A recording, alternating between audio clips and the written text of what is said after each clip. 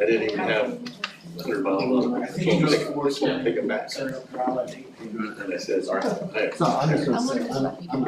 it's got, when, you know, the window, when it gets cold, it just drops down speed. I said, I spent almost 40 grand for a side by side that operates like this. If I want GTD stuff, I'm not If you, practice. he goes to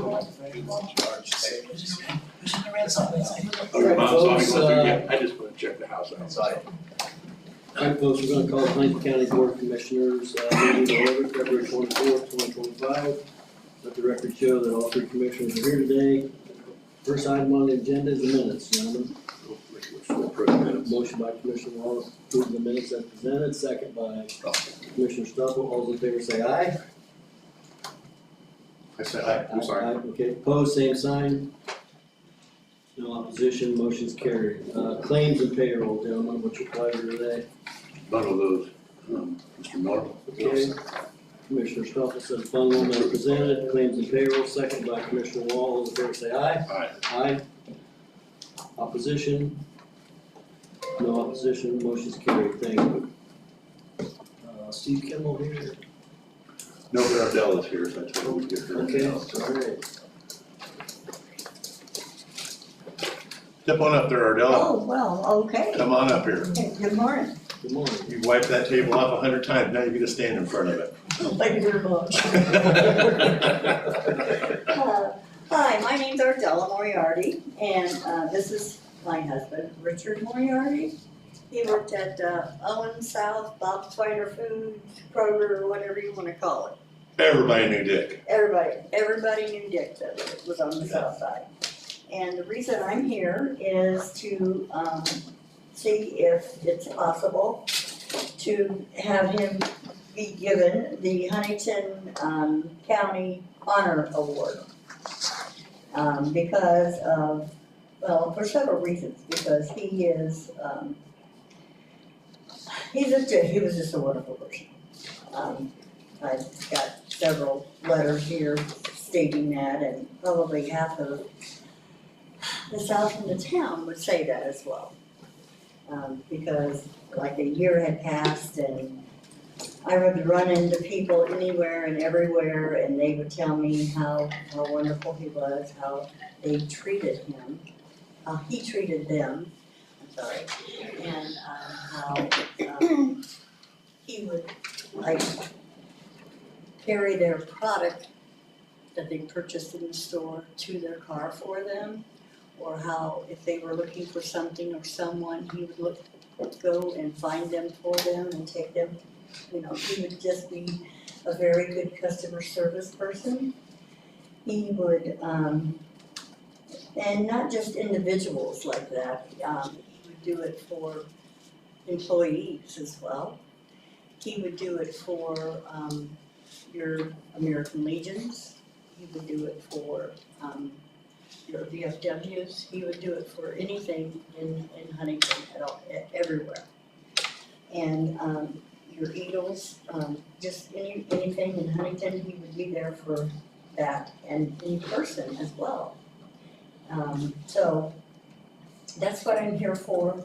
Like I said, if anybody that even ran into him and didn't know that he had passed, they would offer me their condolences and telling me that, again, how much they enjoyed working with him and how much they meant to him and just things like that. A couple days ago, a coworker came up to me when I was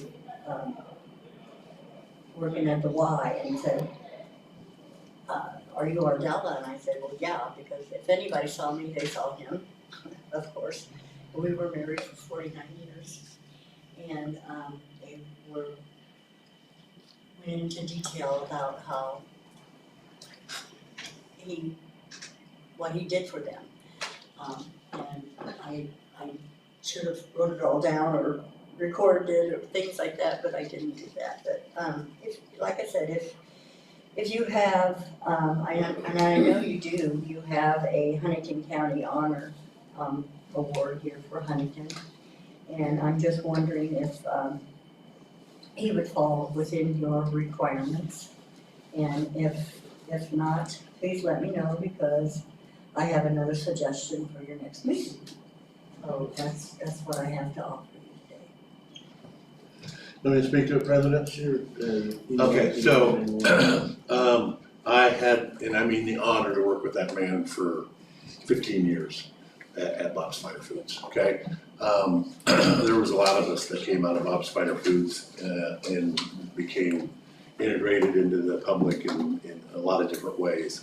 And Dick, Bob, and several others really pushed the idea of customer service and treating people the way you want to be treated. Dick often said, you know, we don't really need a boss back here in frozen foods.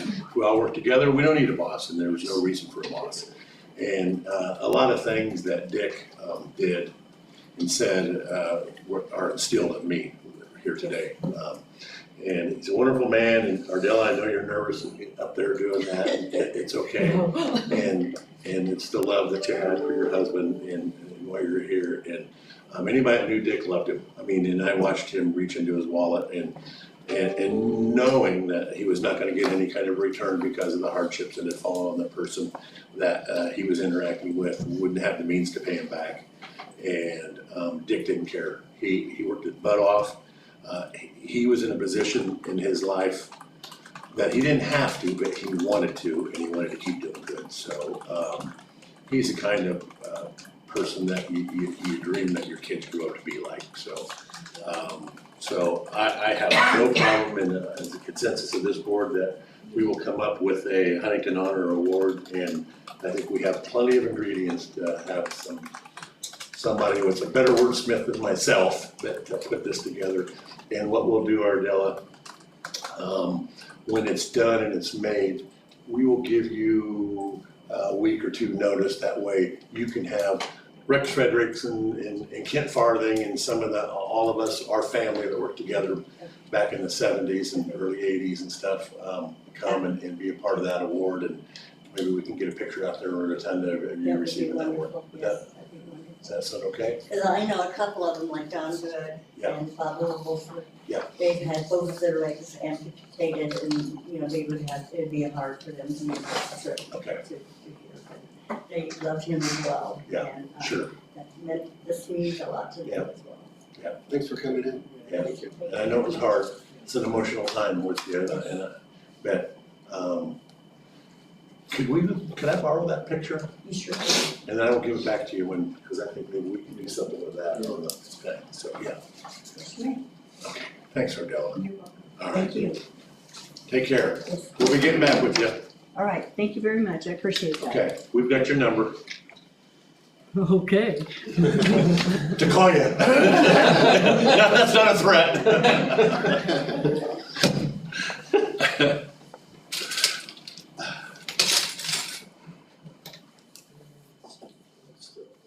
We got 6 minutes here. So we had some discussion, last meeting about, a potential waiver for, any Huntington County resident that, wanted to possibly ride along on county highway truck or, could be a county deputy's car, so on and so forth. So we've asked, Andy Boxberger to do a deeper dive into this, and so Andy, I'm gonna kind of give you the floor. Sure. Get your opinion on it. Yeah, it's, I looked into this a little bit more, sorry, I should have probably said more at the last meeting, but, you know, I looked into our insurance, they will not allow this, they won't have coverage for it, so there won't be any insurance if something were to happen for a non-employee in a ride-along.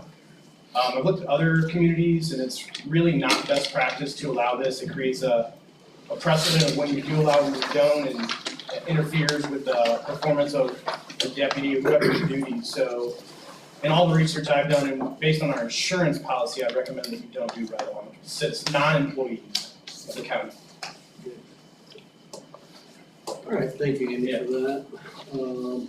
Steve Kimball's here, so Steve, I'll give you the floor, sir. Walk in the front or? All right, well, I'm here just to get some permission to do Heritage Days and Music in the City this year. careful So, trying to move it, it's very heavy. We yeah, angled it, we I just wanted to get my body ready. well, we only angled it so when people are talking, that they can see you also. Okay, So if someone's sitting in here, why we angled that, it's everyone. nobody wants to see me anyways, guys. Music in the City, July 12th, August 9th, September 13th. We're not gonna be doing it June because it's gonna be on the same weekend as Heritage Days. Typically, we shut off Franklin Street from Warren to the east side of Jefferson. And then we typically have all the bands tap into the electricity outside of the courthouse here. And then we just use kind of the landing there on the sidewalk for those 3 bands. So I'm just seeking permission to be able to do that again this year. And then I can move on to Heritage Days and we can just do it all one fell swoop. Sure, and while you're there, we upgraded the electric over there for you, is that suitable for them? Oh, yeah, and it everything? works Okay, perfect. Yeah, just, it works. because I know we had some problems before, I didn't hear anyone scream at me last year, so it must be okay. No, we, actually, the last 2 years has been good. Before that, they were shimming up some of the poles and plugging in some of the light poles. Sure. So yeah, it's worked out really well. The chamber bought what's called a spider. And so it plugs into the 220 and then they can just plug the 110 into the spider. Good deal. So it works out really well. Heritage Days this year is gonna be from June 11th through the 15th. June 11th through the 15th? Yes. The carnival will be moving in on Sunday, I believe that's June 8th. And per what we've done in the last few years is we've allowed the carnival workers to camp out at the annex, the county annex. Last year, we had the situation with Place of Grace getting that land. We worked around that really easily. They just moved all their trailers in around it and had no problems. And so I'm seeking permission to do that again. And then reroute southbound traffic all week. We'll have them when, as they come down Goshen Road or State Road 5, either have them coming through town if they're doing work in town or out Broadway as they're heading south. And then the northbound traffic, we would close off the downtown area on Saturday, the 14th of June, only from about 8 a.m. till noon, just long enough to get the parade done, and then we'll open it back up. I will work with the city and the county street departments to get all the signs put up. I've done this now for 15 years, it's worked out really smoothly. Don't see any hiccups this year, so I'm just seeking approval for the Music in the City and also Heritage Days. Just as a reminder, we only have 2 people that's paid to do Heritage Days, that's Angie. That's Angie, my assistant, and myself. Everybody else is volunteer, so you won't see Heritage Days happen. What happened to Heritage Days, what happened to the Three Rivers Festival, at least not in the very near future. So there always will be a Heritage Days as far as I know. So, any questions you may have? Yeah, we do have that, with Place of Grace, we have that traditional housing project that's gonna probably be fired up and construction will be underway. I don't know if that's gonna cause them any issues, but. Yeah, we had everything So marked you're off. aware of that there is gonna be a construction project. And you have Brittany's phone number you contacted last year. Yeah, I contacted her last year. Basically, they had everything not roped off, but marked off. Okay, And the board really didn't want us on their property. I don't know why, but we worked around it okay. and everything worked smoothly. And we'll do the same thing this year. We'll make sure everybody's happy and Very good. I'm gonna make a motion, or supposedly just a consensus would work with that, so a consensus so you hook up to the electric and also the camping out there at Okay. South Jefferson Street. I appreciate it. You know, because of the accommodations we get from the city and the county, that's how we do a lot of the Yeah. Heritage Days and a lot of the events, because you're so kind to us getting us these types of things for free. That helps us out a lot. And we will have porta potties out there. We'll have dumpsters out there, and then when the carnival moves out, I'll go out and check, make sure everything's cleaned up. But I have not ever heard any problem, not sure if I've heard of any or not, but they usually take care of themselves, and I don't usually pick up anything. Appreciate it, Steve, thank you. I appreciate it. Thank you. Thank you very much. Yep. Okay. Good luck. Yeah, thank Big you. success. All right, thanks.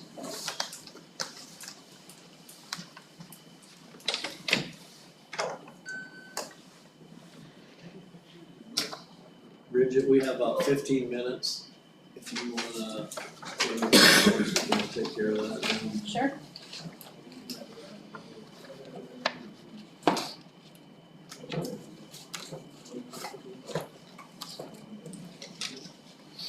Okay, we have the LPA consulting contract. This is with BS Engineering for the countywide signage project that we got a grant for. And this is the contract for them to move ahead with that. Well, makes a motion to approve the contract with VS Engineering for a signed grant. Second motion by Commissioner Wall, second by Commissioner Arnold. All in favor say aye. Aye. Opposed, same sign. No opposition, motion is carried. Thank you. We were talking about signage a little bit, and Dave sat in there. Dave, I know you and I have had some conversation about the striping when roads get done. So I'm not sure exactly how many miles or what we're doing as far as the paving goes. That I definitely want to make sure that whoever we engage with, whether it's Brooks or E&B, that those roads get marked. I believe the striping's in on the community crossings. Okay, well, it was supposed to have been on the other one too, and it never happened. Yeah, I don't know.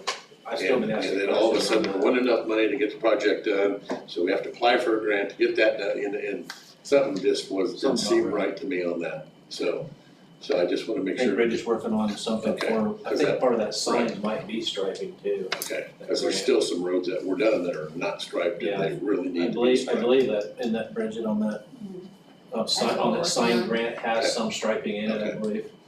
Good. We had some county roads that some citizens had asked to be striped too. We'll go back through them. I don't remember the exact county roads, but. Well, it's the ones he's referring to that did not get striped from, what I would say 23's, community crossings, paving, didn't get striped. Range line, Range line, 100 100 north, 300. What's the shortcut to get to Norwood subdivision from Walmart? What's that road? Halstein, That's Allenstein. No, east-west? And then you got Range Dutch line on range that. line, up to 500. Yeah, there you go. Yeah. Yeah, There you go. yeah, it's by the Isaac Walton and on the side of them down through there, yeah, that's one that's been asked about and sure. it's on the list to be hopefully done if we get, money for it. And the one by Warren, the 1,000, was that being Yeah, considered 'cause still? we had a list. It was. Yeah, there's a list, we've had Okay. all the roads that were done that, we're just waiting on this grant and to come through.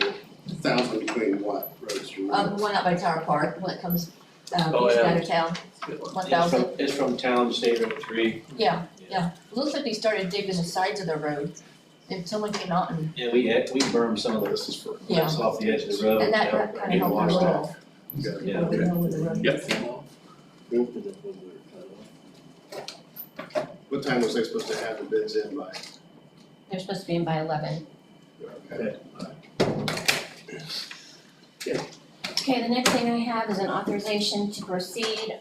This is for, finishing out the, bridge project, bridge number 23 on County Road 900 south over Salamone Bridge. And this is, to finish that out so we can close out that Federal. There's some additional on there, right? Additional is being paid by the state. No, we will pay that out of service contracts. Need a motion to authorize this change order, authorization to proceed. I'll make that motion. Motion by Commissioner Wall, second by Commissioner Stoffel. All those in favor say aye. Aye. Opposed, same sign. No opposition, motion is carried, thank you. Just one signature on that. Yeah, that's about it. Yeah.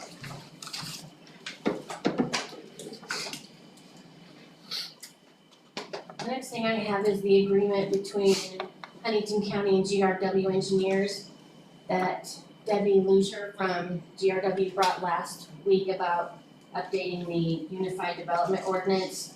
And you guys wanted her to change, the contract was originally between the Huntington County Plan Commission, so they updated that.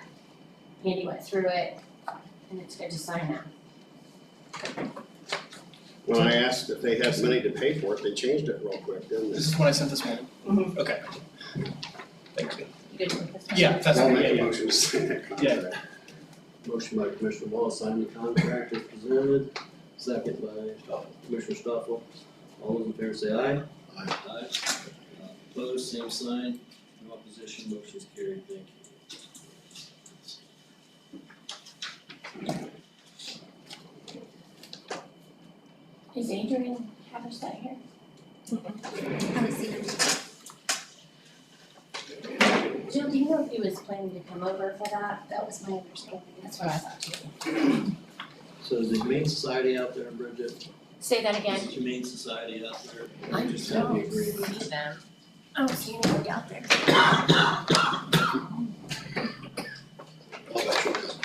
I'll bet you. That's all I have for now. Stephanie, did you have anything for us in HR? No.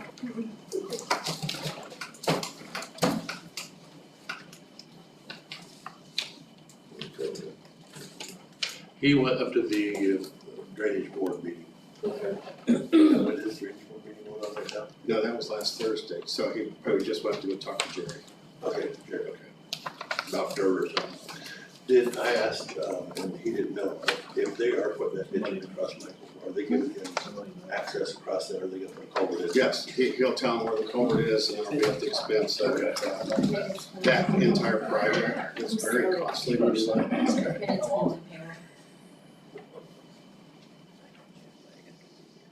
It will make a difference on that bid if they have to spread it out or if they haul it out. Okay. And The culvert's very costly you're talking about? no, the culvert isn't, they're gonna dig it and then there's gonna be a huge amount of dirt there. I don't believe we need all the dirt, and I told the drainage board that Thursday. We'll take some of it, but we have to get with our consultant from, I'm gonna say, is it SES, SIS, what's their abbreviation, SES? Soil exploration, yeah. Yes, so they need to tell us how much cover we have to have over the top of that. The landfill you're talking about? Yes, sir.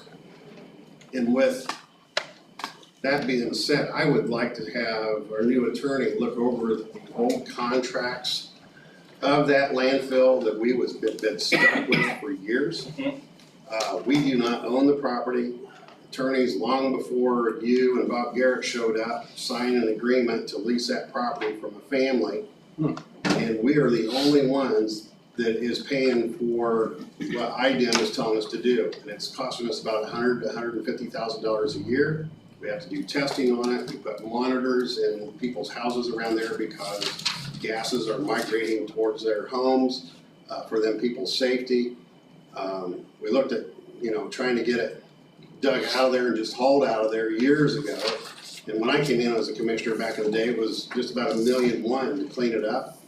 Well, they decided not to do that, but now we've got well over $1 million in just doing what IDEM does. And it seems like every time someone from IDEM retires, you get someone in there new with a new idea. So we planted trees, we put in more monitor wells. Now they're talking about, we have to do a big ditch around there for the fluids to go around. There's not enough gases out of that place to sell off, but they are venting it out into the Earth's atmosphere. But we need to bring it to a head. I've never felt comfortable about the place, but we can never get the legal resource to say, hey, we've had enough. That's it, so. Okay.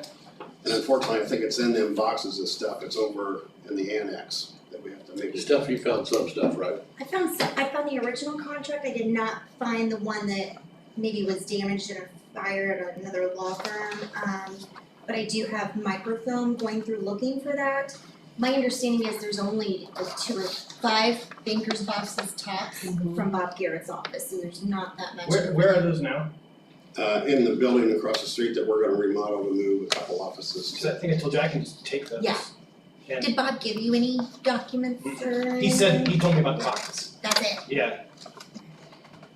We've kind of tried to pursue that and it's just kind of never went anywhere, and I don't know. And if you have an agreement with IDEM, they have an online portal, so anything you have, we should be able to find. Back in the 70s though? I don't know about that. I don't know how far back the portal goes. We had somebody from IDEM here said it was gonna cost between $30 and $50 million to have that dug up and taken to Packerton and put membrane. There's 18 acres out there, 18 to 20 acres.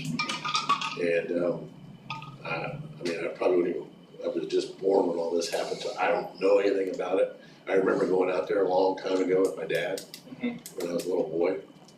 But I know it's a terrible problem. Yeah, out there. I'll take a look at everything that I can find.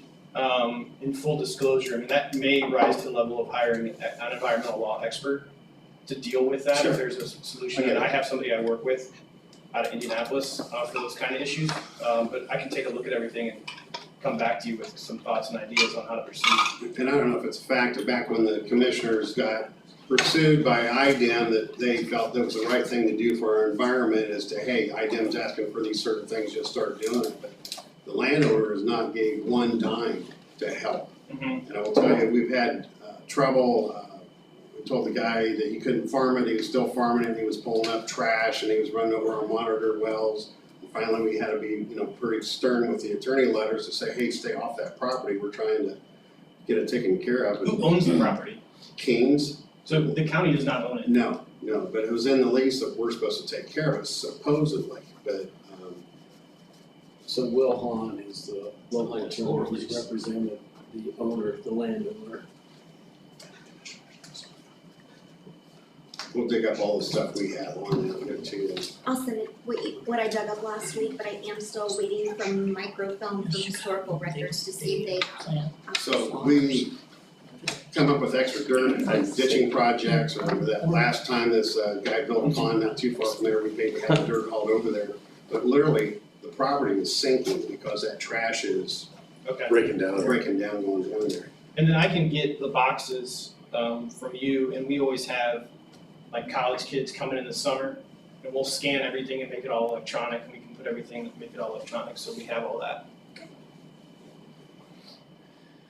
Okay, hey, real quick, before we look at this Humane Society agreement, Eric Long's here to talk about a new opportunity for the child care initiative in Lincoln County.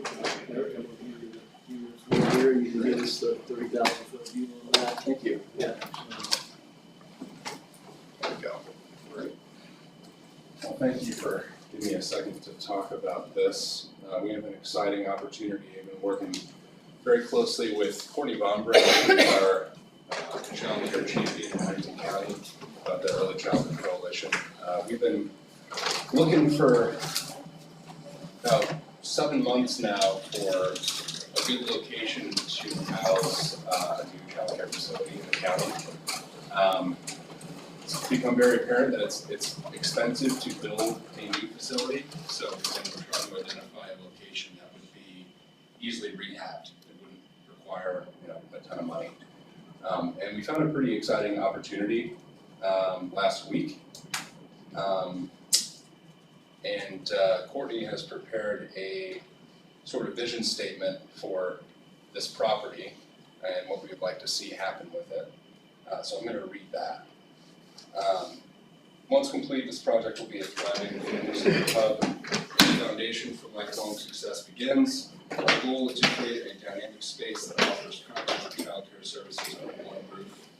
High-quality childcare, developmental preschool classrooms, a dedicated space for occupational, physical, and speech therapy.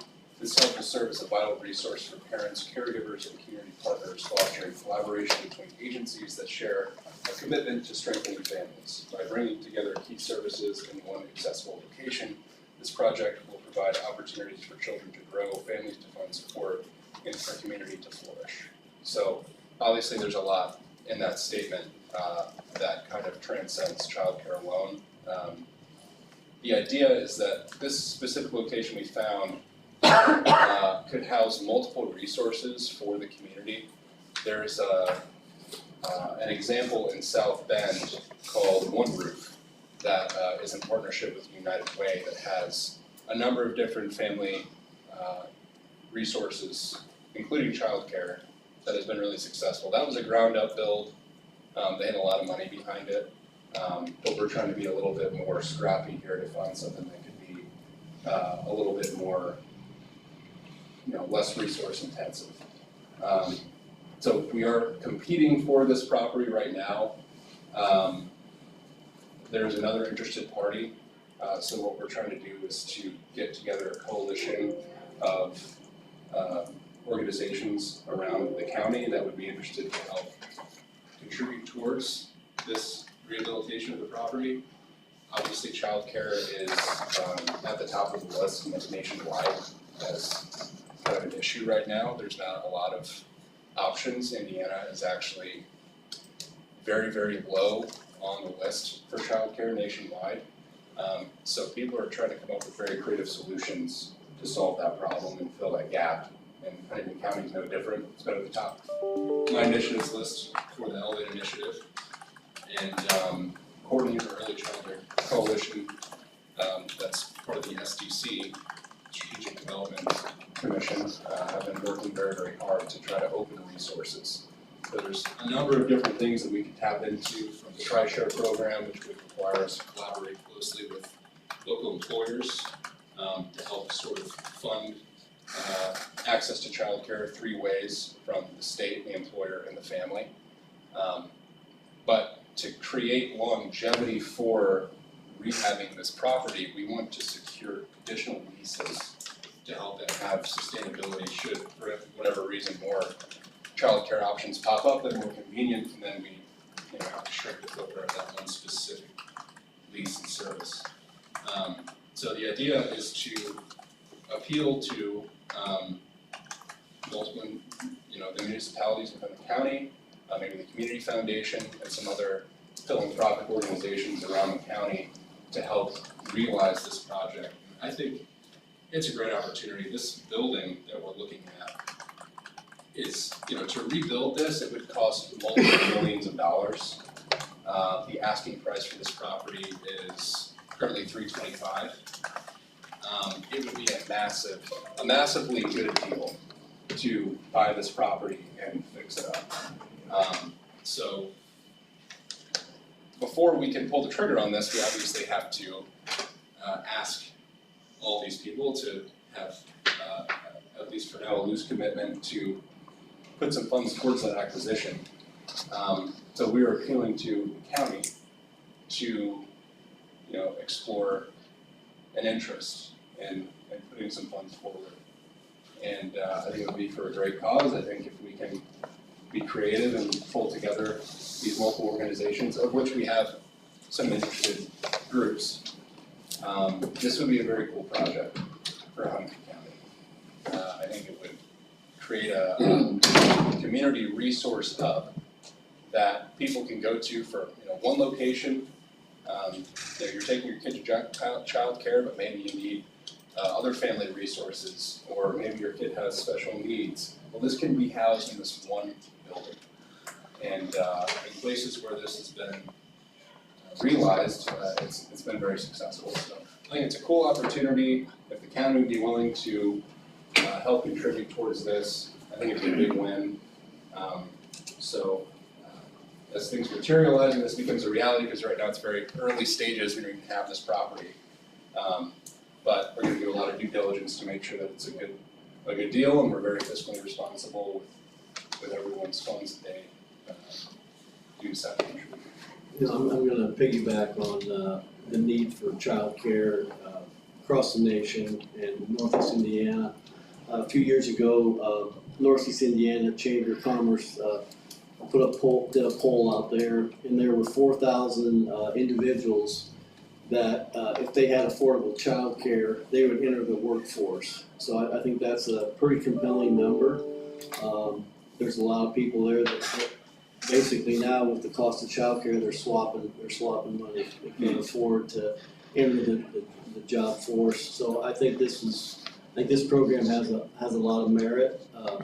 I can't speak for Tom or Terry, but I personally think it would be a good investment to partner with the community foundation, the city, and some other non-for-profits to see what this might look like. So I got a lot of questions. Yeah, go ahead. So, the structure of it's gonna be a not-for-profit, the cost, how many children's gonna be going in here? You mentioned special needs, how many places for the special needs? And do they have a business plan? I haven't seen their business plan. Right. I am very supportive of this, and I'm supportive of the group that she has there. Yeah. And I know time's of the essence here. Is she looking for a certain amount of money for us to commit now? Well, Or So we're trying to just get the interest right now. So if we have confidence that there's interest, we can make a request or put in an offer, right? But everyone needs due diligence. You need to make sure that the money's gonna be spent responsibly, so we do need to develop a business plan. We toured this property last Wednesday. Everything's kind of moving fast, but we've had a contractor walk the building. We're going to identify an architect that can do sort of some schematic designs for a build out to show exactly what the dollar cost would be. There's a lot that needs to come into play here for everyone to feel comfortable committing to it. Being a new father, you're gonna find out daycare is very expensive. I was told by Commissioner Mark Harebrant in Hamilton County, it's not uncommon for people spending $500 to $550 a week for daycare. Yeah. And if they're sick, there's more caveats that they have to pay a little bit more for it. But yeah, I'm totally in favor of this program, but I want to see a business plan, what we're doing. And I'll also tell you, years ago, me and my wife donated to Pathfinders for their daycare up there. Not one of my kids could afford to take their kids up there. You know, not that they didn't have a good job, they had a good job, but it just is, and then there was always full. Yeah, So yeah. where's the price line gonna be in here? If we're gonna subsidize it through the municipalities, where's the cost gonna be here? And, that's Yeah. just lots of questions, but Yeah, yeah, I of think course. if you went for about support, yeah, I'm not ready to write a check, I No, wanna see, right. I wanna see the rest of the program. Of course, yeah, totally agree. The idea of bringing in multiple organizations, philanthropic organizations into the building will help alleviate some of the costs. It's so expensive to run a daycare facility, it doesn't pay very well, it's hard to staff. You know, another initiative we're working on is trying to get an accreditation program in collaboration with the high school and Ivy Tech to try to create a pipeline of caregivers that can create a lot of opportunity for people to have more daycare options. So I completely agree, we're gonna develop a business plan and put that in front of you. But as this thing is moving quickly, I wanted to get this information to you guys so that you can start thinking through it and tell us what you need for it to become something to seriously think about. And this guy went down the list, so. Yeah. Eric, like Eric said, he just really kind of got wind of it last Wednesday, where it Yeah. really got some momentum. Sure. He called me Friday, I said, why don't you come in and talk to us Monday and just tell us Perfect. what you can tell us, Yeah. but we definitely know the needs there. And like Tom and Terry said, I agree, we need to have a plan, but I think if the plan is set to sound, I think we certainly can support something like that. Great. So, Yeah. What's Dave Harvey's, I know he went and looked at it with you. Yeah. I know he's not an architect, but is he gonna give you some kind of an idea what it's gonna cost to remodel that on top of the? Yep, so that'll be around $1 million is what it's gonna cost to fix up the building. But his assessment of rebuilding that site, it would be probably $4 million with all the sprinkler systems that you need, access.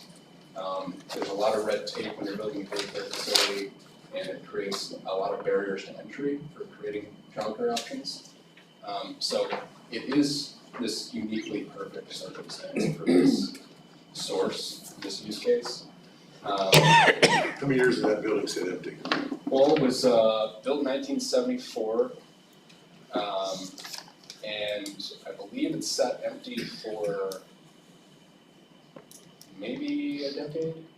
So it's 10 years, at least 10 years. Yeah. It used to have daycare back in the day. So it was family practice first. Yeah, but then Then it went to daycare for a while. Yeah. Part of it. Part of it. So, yeah, we looked, and still looking, some counties are having daycare for county employees. I don't know where we could come up with the money to get that accomplished, but with the amount of employees that we have, daycare is a big deal, especially when your child gets sick, so. It is, yeah, and I have an email here from the Early Childhood Coalition Director, Ali Sutherland, at some of the organizations that are contributing to this TriShare program, and it's Souder Manufacturing, Parks and Health, Whitley County Consolidated Schools, Jackson Junction, Stillwater Hospice, Community State Bank, Sweetwater Sound. There's a number of counties that are also investing in childcare in the area, a lot of commissioners in Northeast Indiana contribute funds towards solving this problem. It is an economic development issue.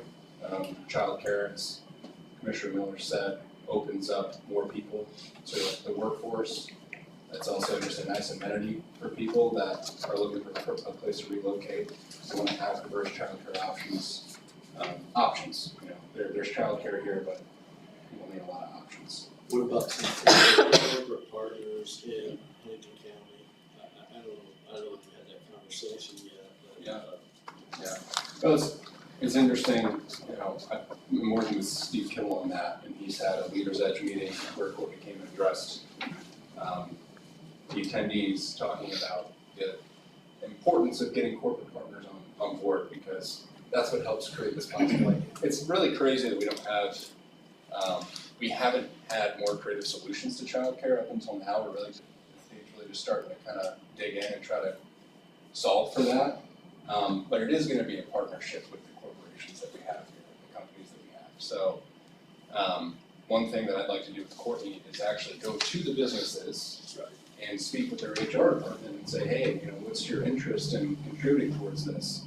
Because if you get an email and say, hey, you know, we want you to pay for a third of your employees' childcare, well, okay, but if the employees are not specifically telling them that they need this in order to work there, if the HR department is not engaging with the employees, it just kind of comes off as a matter of expense for them. So articulating the need and making sure that they see the value in it and seeing that they can retain their employees by contributing towards childcare is going to be important. Yeah, I think the public-private partnership would be a huge thing if you could get that, get some synergy behind that also, along with the non-for-profits, so. Yeah, I'm doing great. So I will work diligently to get all of the items that will make all parties feel comfortable with investing towards this. Gonna be working quickly and hopefully have something concrete for you within the next couple of weeks. Gotcha. Thank you. Yeah, appreciate you coming in. Yeah, thank you very much.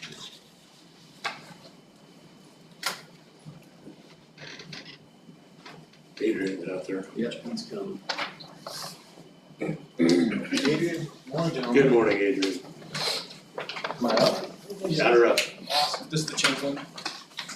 That's the one for Yeah, reimbursement. morning. I sent a few I'm here changes for this Mount morning. Etna, Okay. to talk about a reimbursement agreement. So I've been working with Jill over the past few months to address, I guess it'd be a funding shortfall on your end now. The town of Mount Etna had, a state board of accounts audit bill, and the state law procedure for that is the general bill goes to the auditor, and she withholds money from the disbursement that goes to the town to reimburse the state board of accounts. And there's a nuance to that. When there's not enough money going to the town to pay that bill in full, the marshal money is supposed to go to the town, and the town's supposed to set up arrangements with the state board of accounts to settle up. But that didn't happen, and so Jill remitted the full amount to the state board of accounts, which made them happy, but left you guys short. So we've talked about an 18-month repayment plan that's feasible to the town. I've worked with them over the last 2 months to try to shift some funds around so that they can follow through on this payment plan. The town council approved it at their meeting on February 13th, so I have 3 copies of a reimbursement agreement.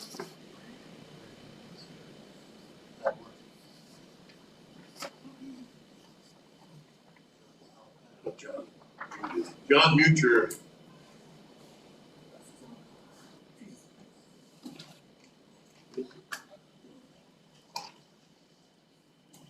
Thanks, John. Well, thanks, Brendan. So, this audit, was it a 5-year audit, or is it every 2 years? I think it's a 4-year audit. 4-year audit. So what's the total amount? The shortfall is $12,561.11. That's across the state, everyone is crying because of the bills that the State Board of Accounts has given them as. I mean, insult to injury, that's like a third of the town's annual budget. Yes, yes. And they got a separate audit bill for their utility that was almost that big. That they had to set up a payment plan with the State Board of Accounts. That one doesn't go. Did you have any federal grants? They charge extra for that too. Yes, that was Yeah. part of it. You remember, I think it was 2019, 2020 when we did the sewer expansion, Right. out into Lancaster, and then west of town. That was SRF, which was federal money to the state that went to that project, so yeah, that was part of it. And we helped sewer district not too long ago because the bill was just, $17,000 for Yeah. I talked to the head of the State Board of Accounts at the Association of Indiana Counties Legislative Conference a couple weeks ago. And he didn't really have any good answer, but I said, these small sewer districts, these small towns, they can't afford that, I mean, Yeah. they need to adjust their, and honestly, their hourly rate, what was it, Tom? I mean, it's a ridiculous amount that they were charging these folks, and these folks were basically providing, I mean, it's not rocket science, It's for clients. It's, the facts and figures are all provided by the towns, and a lot of the people are doing the work, the state board of accounts comes in and charges a ridiculous amount of In money. the town, the clerk treasurer has to upload reports through Gateway, just like your county employees do, and the city and other county employees do. All this information is going up to them already. so how is the town doing other than this? Pretty good fiscally. right? Pretty good. They had a high water mark, I wanna say it was almost a year ago. They used some of their roads and streets money and got community crossings grant That's dollars. really nice, yes. And they did the road resurfacing, like where they seal coat with that polymer fancy stuff. They were able to do all the streets in town, both sides of 124. Sure. It looks good. I think it does, yes. Yep. And So you need a motion on Well, that? I gotta comment real quick. I got this late last week, Okay. sorry, and I spoke to the State Board of Accounts also, cause I was not aware of the whole situation. I had a few small changes to this agreement. This is a modified agreement, so I don't know if you want to approve this one and then send it back with them, and you can send him the red line. Have you met Andy or you? have not, Yeah. Andy Adrian. Hey, nice to meet you. Sure. So I just, So would you be okay if we approved it pending your, print this version here, this is Okay. the changed version, and then your? give them the opportunity to look at it. There's just a few changes. They will meet again, the first Thursday of March, which that keeps us on track, cause I had this set up to start with payments in April, Okay. Yeah. so. I think the version here probably says if they don't pay it, Adrian will just throw the check, so. Bounce all the way to the bank. Yes. I'll make some. Motion to approve this version here. Presented by Andy Brooks. Yes. Okay, Terry second. Second by Commissioner Stuffle, all in favor say aye. Aye. Opposed, same sign, no opposition, motion's carried, thank you. I'll tell you, there is a process you can go through with the State Board of Accounts to hire your own auditor, independent, to avoid some of these high charges that they charge us, because that's one of the big charges the State Board of Accounts charges every year. And I went through the whole process with the sewer district, and eventually they got to the point where they said, we have to have a plan, a plan in place to deal with checks and balances. And eventually they came back and said, no, we have to have a whole department. So the plan wasn't good enough, and so it makes it completely impossible To do it, yeah. not unusual for the state to Yeah. put that on us, is it?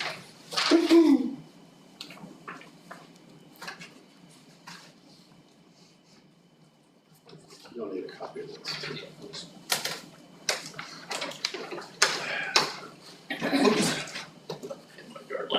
Make a copy of that and give.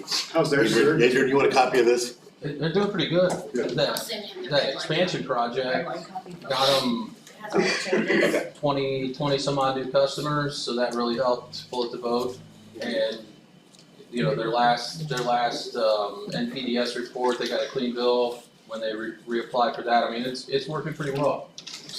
Yep, but that was a good project. I know you guys helped them on the front end, kind of when they were in the crisis mode, and Well, that was in a mess. yeah, it was a mess. But all straightened out now. They got a good operator, a good maintenance guy going out and doing repairs and other things, so. She's gonna send you a copy of Oh, that. perfect, thank you. You're welcome. Thanks, Okay. Adrian. Good to see you.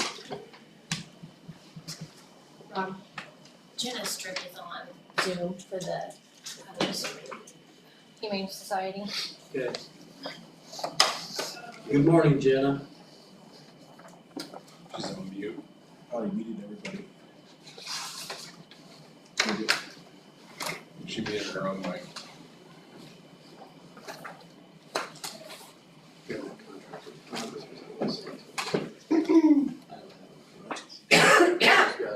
This is their contract and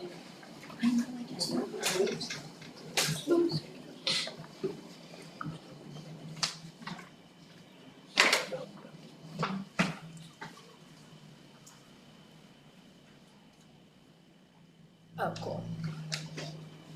Thanks, Katie.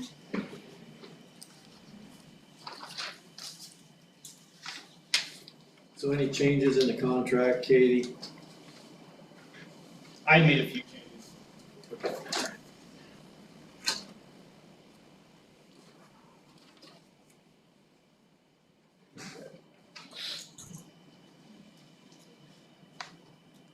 That was just the department language that the State Board of Accounts added to add to all of our contracts. Appreciate your reports. You've been getting to us every month. That helps us, keep our eyes on it. Is this the addendum we're talking about? What's that? This addendum, No, it was in the body of the agreement. okay. Does this cover the spay and neuter portion of it also? Need an extra form? This one right here. I don't need to ask her, I don't know off the top of my head. I don't think it's. It was just, that was, Okay. Okay, does this cover the spay and neuter program that we helped you guys with? This is just your regular contract, right?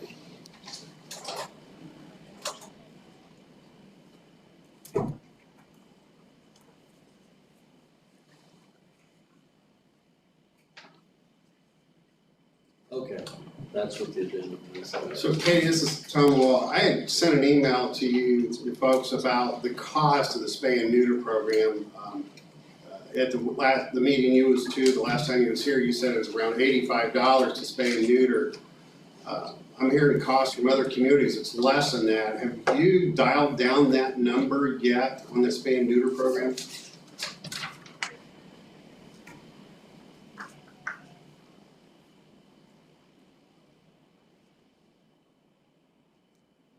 I have, Being overcharged. I don't think I've ever seen that. I saw it come through. Yeah. Okay.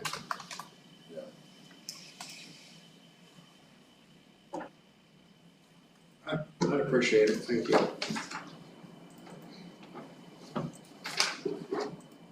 Seems a little much.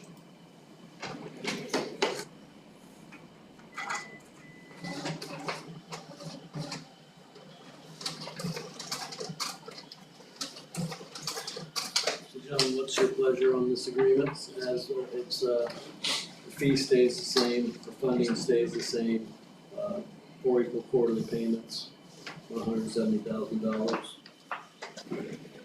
Which is what we've been funding, I'll make a motion to approve this contract. and the addendum as Yes. written. Okay, motion by Commissioner Wall to approve the contract and addendum as presented, second by Mr. Stoffel. All those in favor say aye. Aye. Aye. All those opposed, same sign. No opposition, motion's carried. Thank you. Katie, they just handed me what you'd sent. I have not seen this, but I appreciate it, thank you. You don't have to re-email it.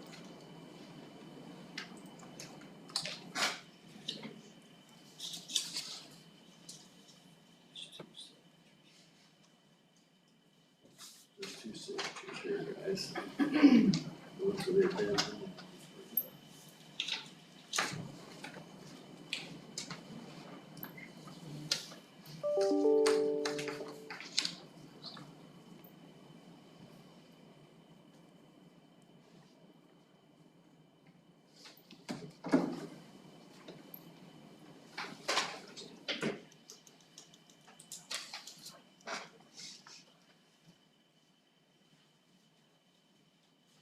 So for the public hearings, this one was, the first one was rescheduled to March. The rezoning one was supposed to have been in March, so. And the public hearing was rescheduled. They're both off today.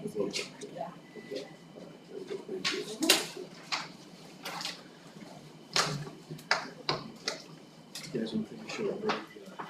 Yeah, that'd be great. We're just gonna take a short break here. Anybody coming in under the classification of those? Yeah. So anybody coming in? No, so these next two items at 9:30, 9:45 are off. Oh, they're off. Off the table. No, just the 9:30 and 9:45. Okay, so what is that? How did I leave you this morning? Yeah, my internet's not at home. Oh, no. It's brutal, isn't it? Yeah. You don't realize how nice it is till it's gone. Thank God everything was done. My calendar. Good yourself?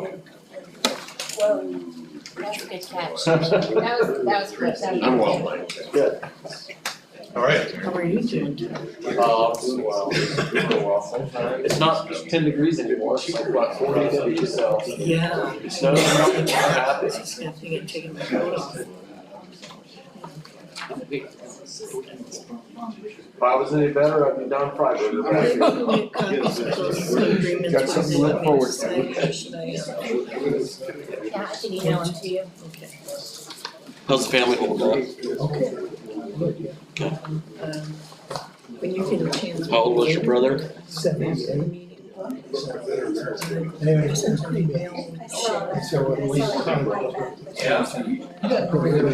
based on them submitting for their county, so His I don't know daughter, what they have instead submitted. of doing it on Saturday, when my wife got out at cemetery.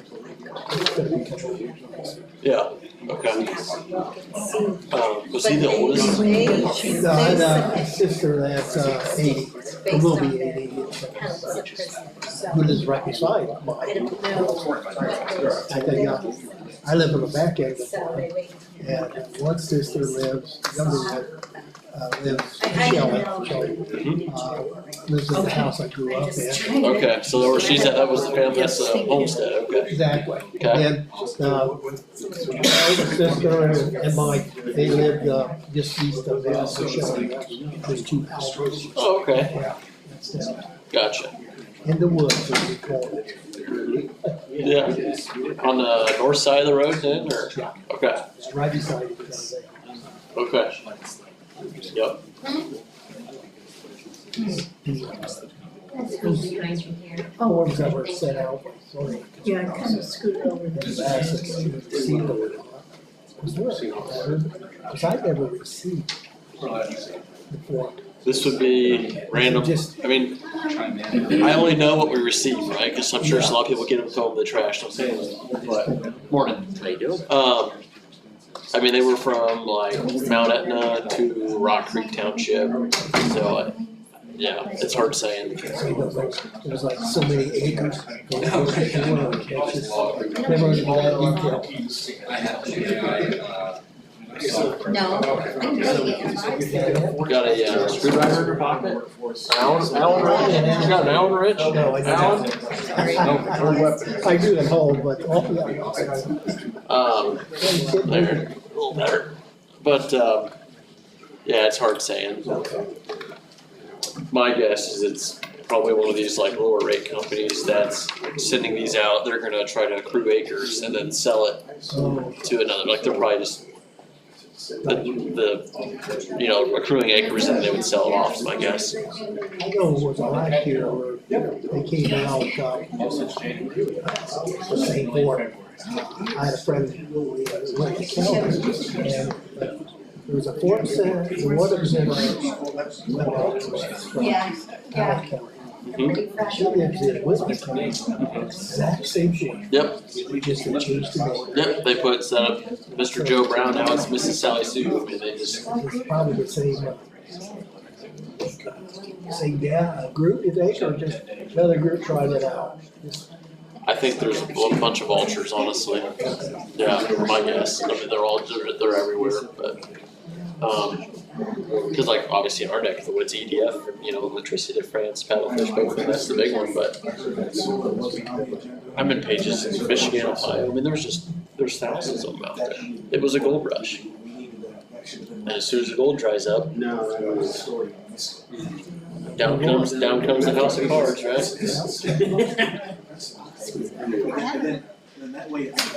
Oh, I went to show Middlebury, Indiana, and did it on 13. They were setting up a solar farm there in Middlebury. Between all the camper factories, the Amish and that, there ain't no ground left. Exactly right.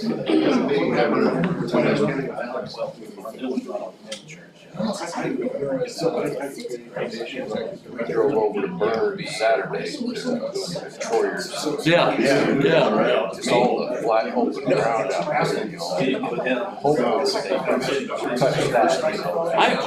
know. I don't know where Adams County's at, to be honest. I know they're fighting it, I'm not sure where they're at.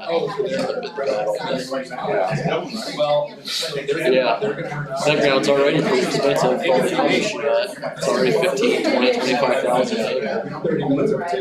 She's asking if I'm joining the meeting. Ground had sold 4 years ago. Built flooring's old fashioned growing.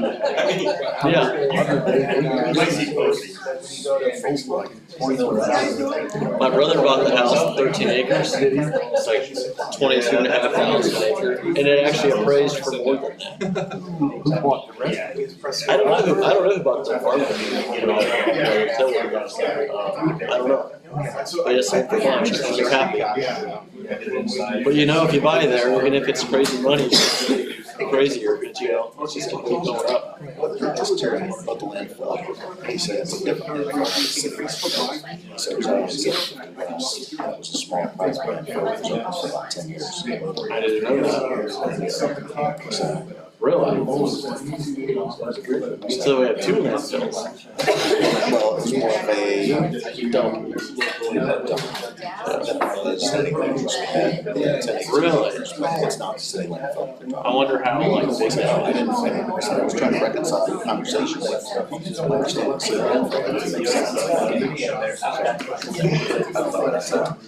Remember when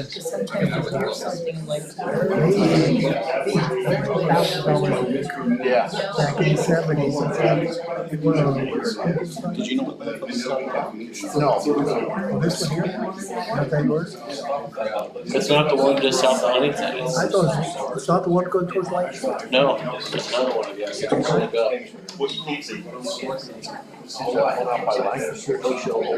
No, they seeded it and closed it You down. close it, but that's where you drop off your recycling. 750 west, you said? I know. I was trying to understand where it was at. I was just trying to understand it was in the city. And then she has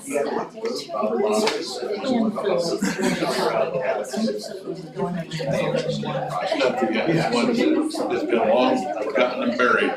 Been out of operation for 25 years. Is it over by Andrews? Yes, 750. Right across from Archival. I didn't know we had to. 750 west, out on the other side of Andrews. North of Andrews. Does the city landfill still take brush, you know? Huh? Does the city landfill still take As far as I know, Yeah. it's still taking all kinds of recycling. Things recycled. And you can actually, they do have a dump truck in there, if you have a bag of trash with your stuff, you pay to I know, I'm trying to make it a one-stop shop. Yeah, they're still.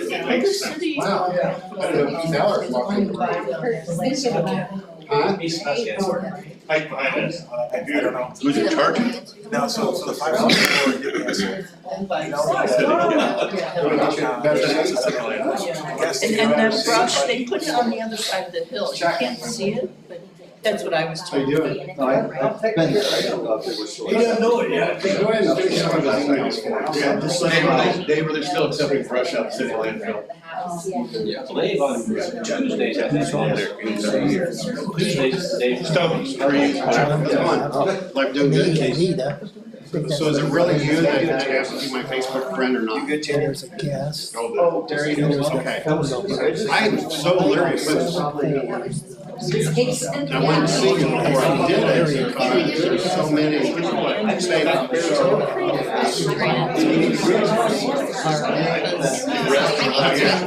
I told people, if I need money, I'll call you direct, there won't be an email.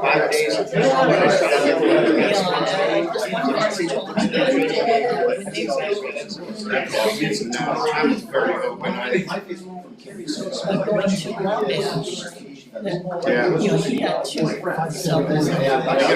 I don't talk to Facebook pages for my grandkids and I put my animals and if we go to a show, I'll bring it out.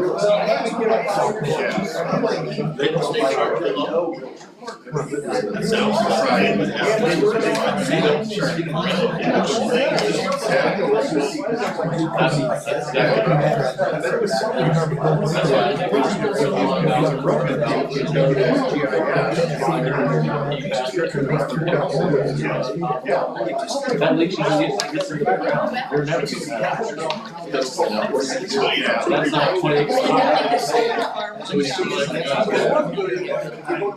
But I normally don't put someone on there unless I talk to Probably not. If the ground is steady, I think, you know me, I don't think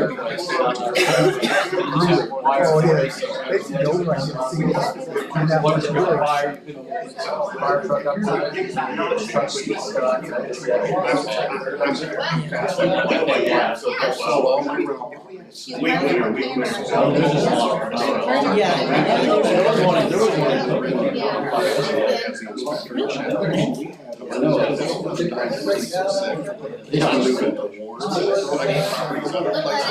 was one in Auburn a year ago.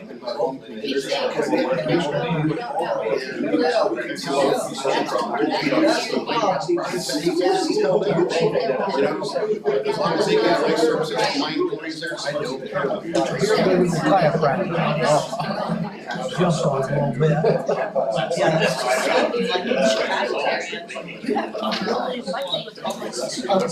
Full weight on the right leg. Help him up here in the hip area.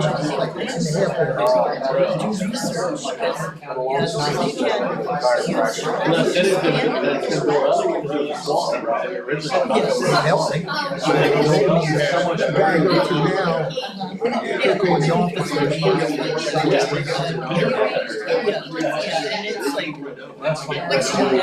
Derek Dyer. Okay.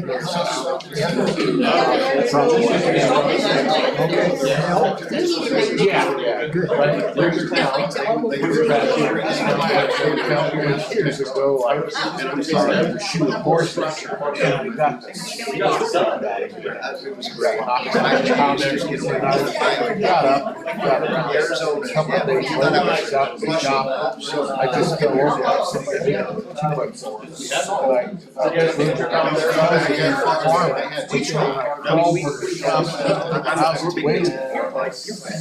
Back there was it was a nice requirement. You charge $4 a day. Got walk. I was 45. Did you ever see the map I had done as everything? As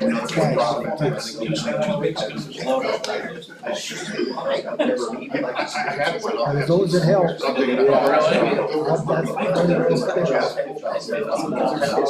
No, I didn't. I had the GIS guys. Was this on roads and paths going up this mountain? I might go every day. Yes, sure. I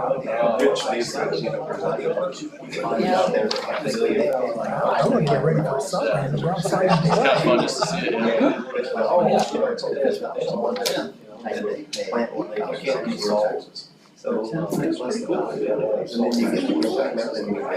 So They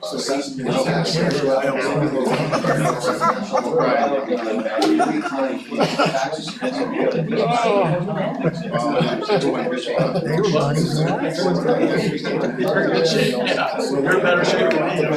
Yeah. I like that.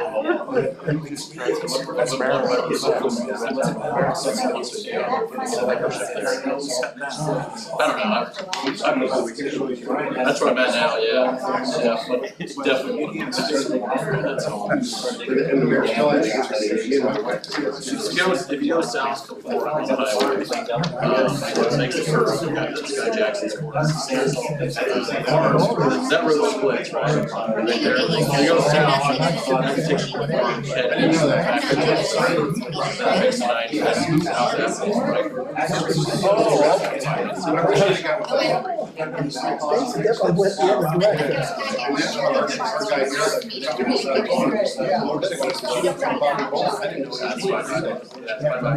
encourage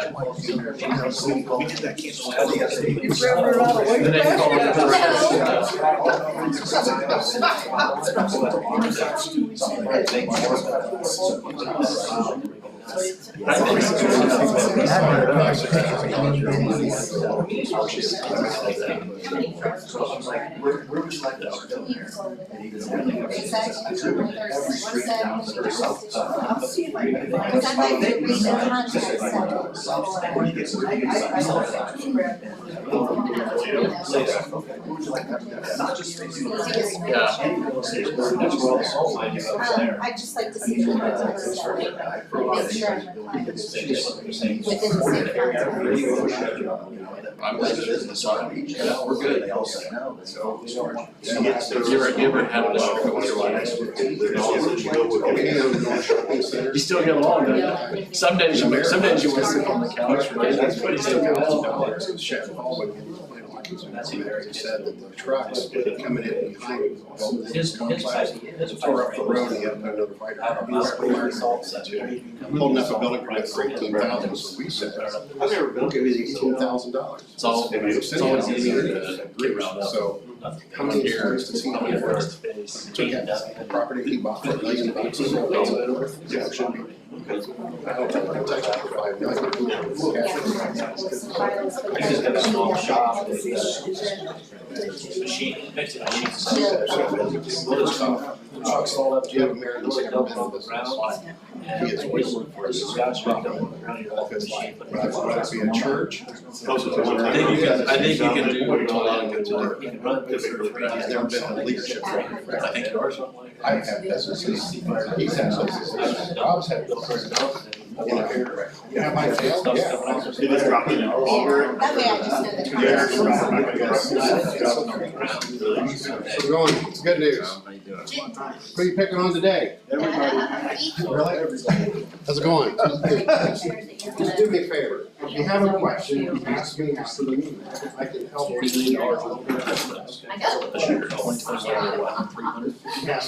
I know. Well, yeah. $100 million of it, I think, was it? You asked me, I haven't told you it was paid. Okay.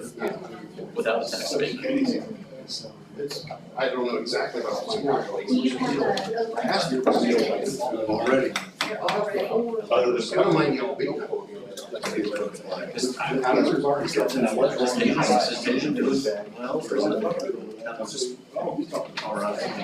You remember that she works out there? Because they're a partnership and they across 24 that does that volume stuff. Do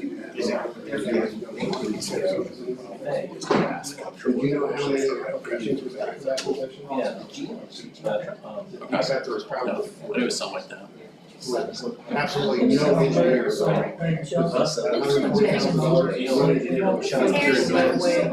Yeah. Or you might get. No, and the reason why I wanted an engineer. It's like.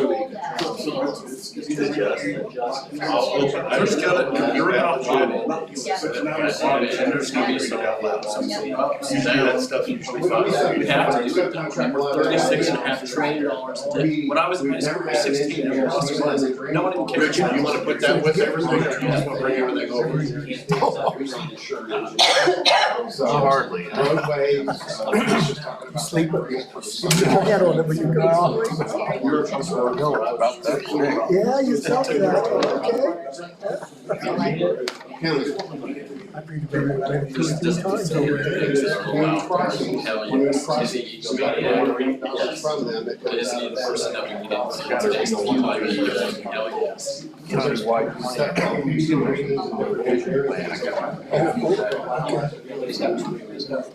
Kind of use that as a guide, you know, a rule.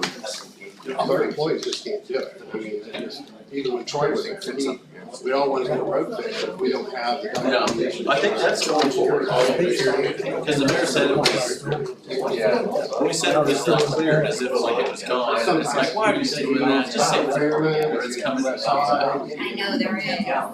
VS Engineering is doing. I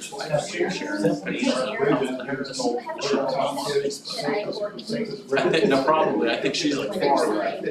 But that was Yeah, these guys. when you're in a 25 county. Probably wouldn't have voted that. Good for her. Whatever you.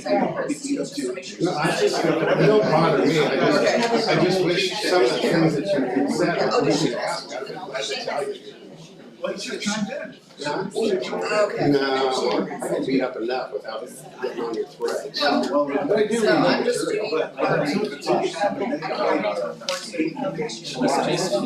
No, I don't have. I didn't get any on that. He said he hates the Constitution. Yeah. That's where you are. I can get you call me PCs, those are because it's like, they're not really thinking on their own. They tell you what to say and think. That generation, that's, you got interviews now. So, and called me, well, about that, complain about being there. I will tell you, when you're on the street, that person. You guys just become a cost. It's a capital. It's Saturday. Got two of us. There's more to this. But there are three different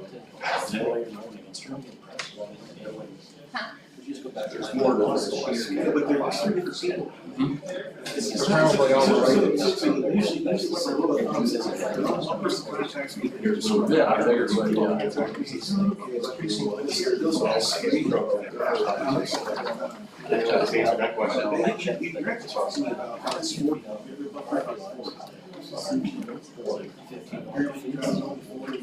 So I would drive more for it. No one else is driving, so it's like, now we can get a phone. Yeah. Some of the stuff we get. Trucks, the trucks don't have enough horsepower. State highway trucks don't have bigger motors like we like, so.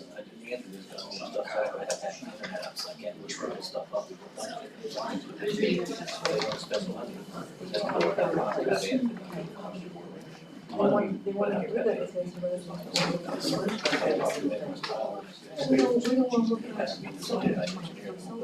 HP Carter's, there's what, Yeah. 70 But Systems. I get it. do that, we don't want to either, you know? I don't think Tom Wall wants to look at it out my window either, so. I can look out my window and watch my dog wander away for 3 days. I mean, it just goes, like it's all flat down. They'll get it sorted out. Who's they? Who's they? Yeah. I'm hoping pay on the fourth. 2 for, 2 against. They'll get it and then they'll hand deliver it to the plan commission. The plan commission will be able to get this passed and go forward. There's more restrictions that have to go on if it wasn't available to us, like the lithium battery bank facilities. I'm being told by other commissioners, they're building them across the state, they're just. And it's part of the BOFIN project, that's why I asked the commissioners a few meetings ago, if we could start working on battery lights, for now. So. I know, we talked to Kim about battery ordinance.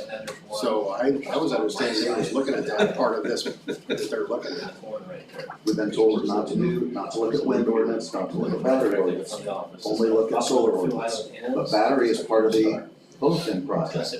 And so we said, well, there wasn't anything Who battery. told you that? When I was here at the commissioners meeting, But who said that? I don't remember, last fall. No, I brought up that we need to look at the lithium battery. I said, if we're rewriting the ordinances, let's rewrite all the ordinances. I'll find out from Kim. But I'm pretty sure I told her that we need to look at the lithium battery buildings. 100%. They're building buildings bigger than my horse barn and putting them batteries in there. That's a situation. You can't control the lithium fires, you gotta let them burn out. Huntington doesn't have resources for that. So most of them, the fire departments are just told to down. All citizens, And residents yeah, are told to shut their wells. Yeah, you don't breathe the air, right? You gotta go to the bathroom.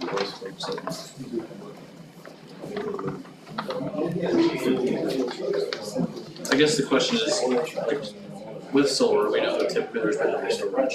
And do we have a current battery ordinance? We probably should get one. Like there was a fire yesterday in Howard County in a solar farm, so we gotta be careful about that.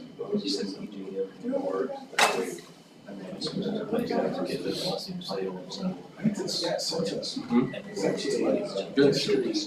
Yeah. Yeah, cause we import like 13% of our energy, something like that, 18%, I could be way off, but I know we import, we're an importer.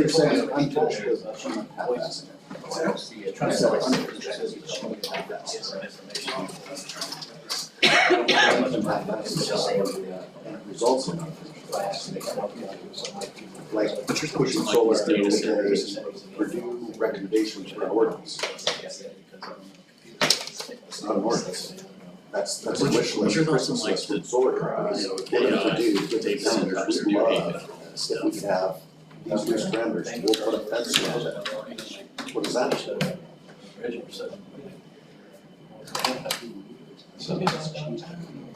Yeah, they chased off that's Talking about Friday, when you like, came back that, from lunch, we should embrace the it. computers weren't working, so Yeah.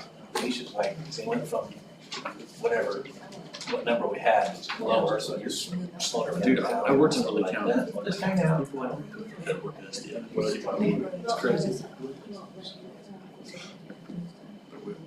Who chased them? The Chinese junk guy.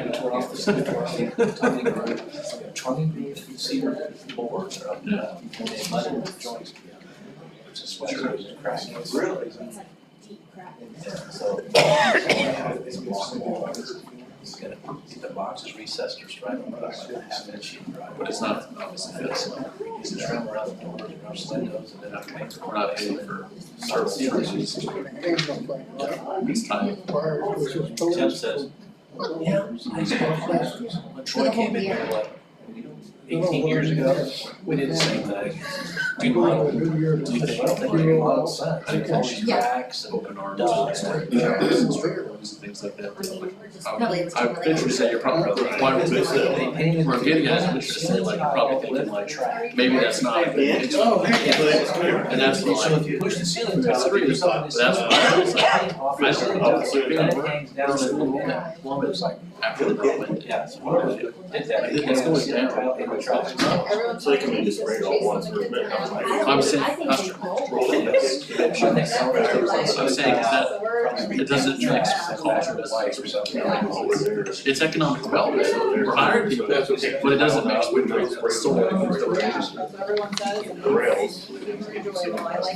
I know. Do you know how many we have? I don't know for sure, I just put on Google and asked some questions based on there's 10 or 11. I mean, it's ridiculous. That's what we're gonna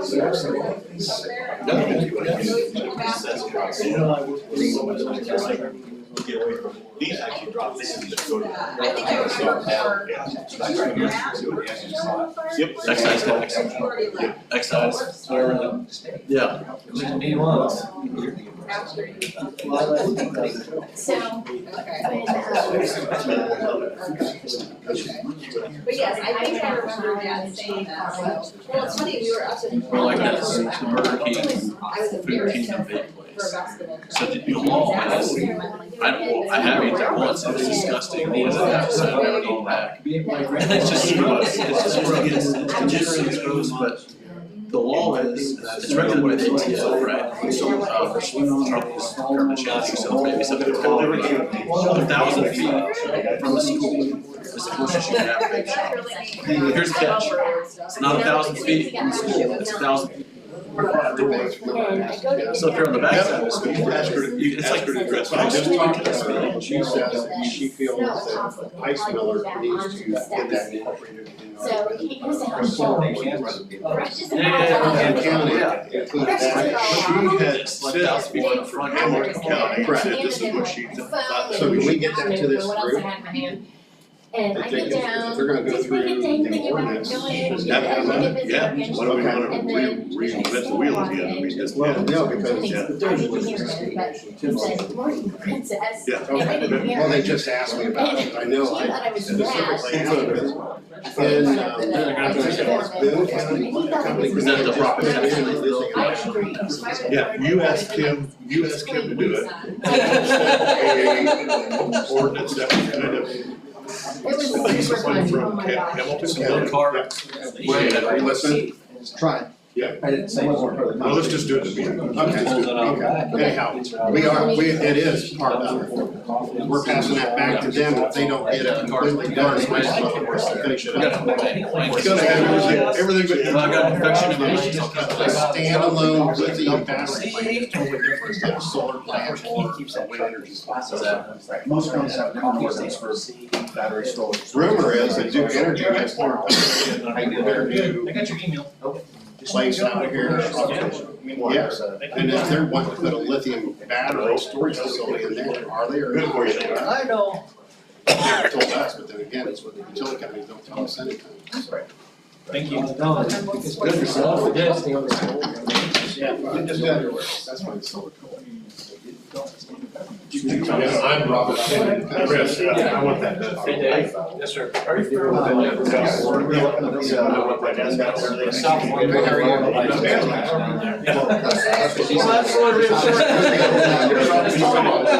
I was trying to count over Another world. Yes. Another world. That was a nice road, darn it. A couple down there. He's got a couple nice ones, that's enough. Everything was pictures. The way pretty much. We would have put the res. I'm trying to fix it. You don't even want a road you want fixed, but you want I'll fixed. tell you. It's dash 90 territory, it's the most closer to out. You don't know what. Yeah, that's good, sounds like a good situation. That's why we have to do. All right. There's one, right? So. There's the. Okay. Yep. No, it's good. Well, we had to mute you because we couldn't get your attention, but good deal. That's what you get for multitasking. We're good, right? It's in good shape. It's bad. It's in really good shape. It's bad. It's track. And it tracks. It's about 30% of Oh, yeah. I know. Oh, yeah. Good morning. I know it's rough. It's not been this year. Okay. I'm not paying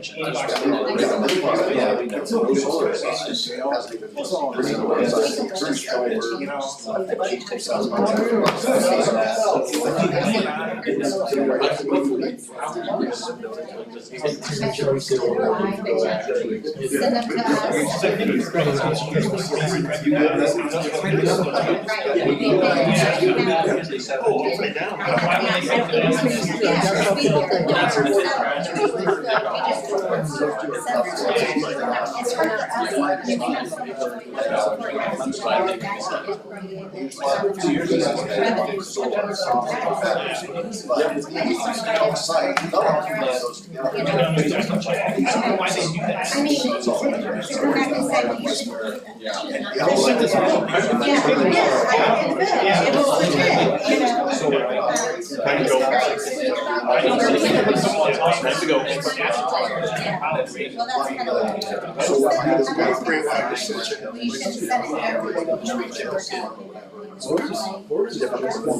they might not be able to pay out on solar, so they can pay out on always.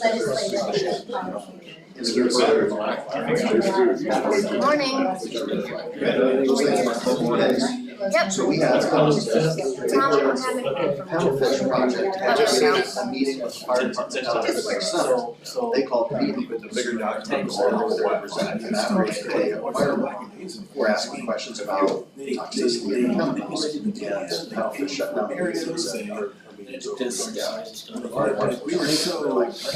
questions of how do we respond to a fire that's get a particular site. Percentages and stuff that are in the sector. But not even percentages, but rather when we arrive on the site. Did you find it? I'm sorry, I was trying to.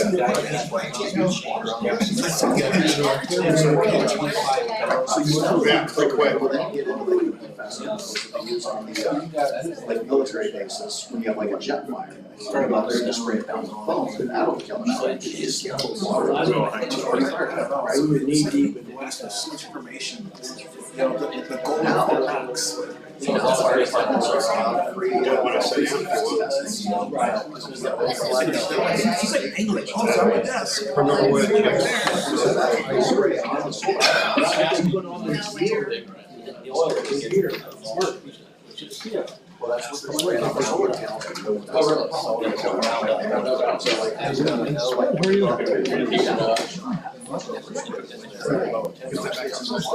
Because IDEM's getting into that now. IDEM's testing stormwater.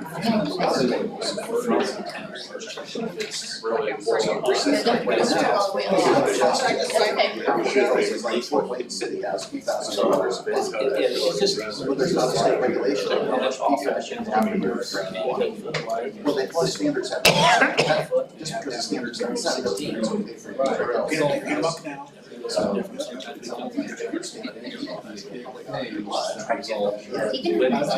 Well, so it's funny, because You're not really sure what the truth is.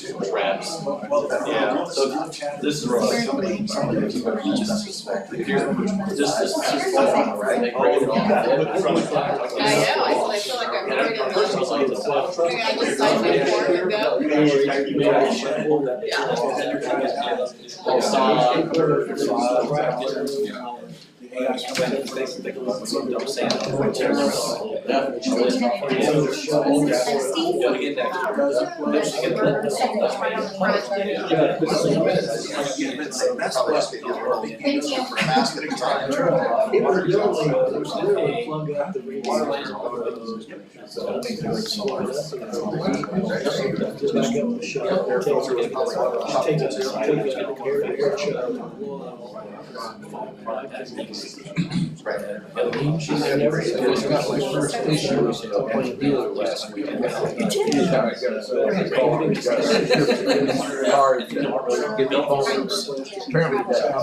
Deals with a lot of different papers.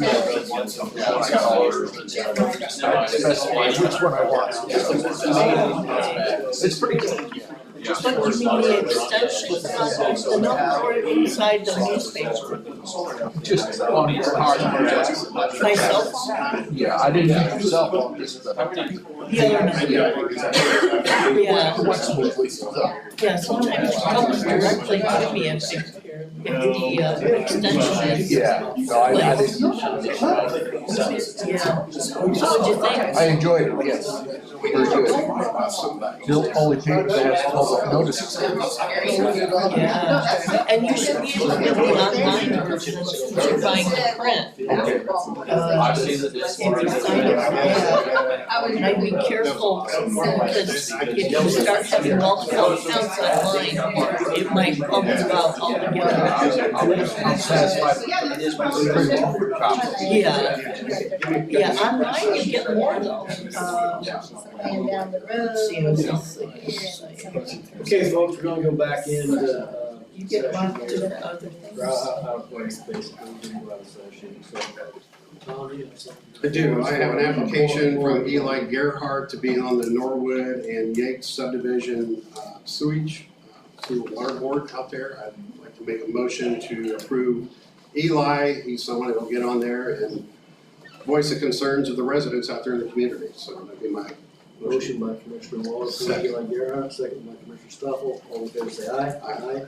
Opposed, same sign, no opposition, motion carried, thank you. Thanks for that, Norman, appreciate it. Eric, Tom says you got a few more things you wanna talk Yeah. about, so I'll give you the floor, sir. Great, thank you very much, appreciate the time. Just want to give some more updates on the elevator initiative and what we've been working on.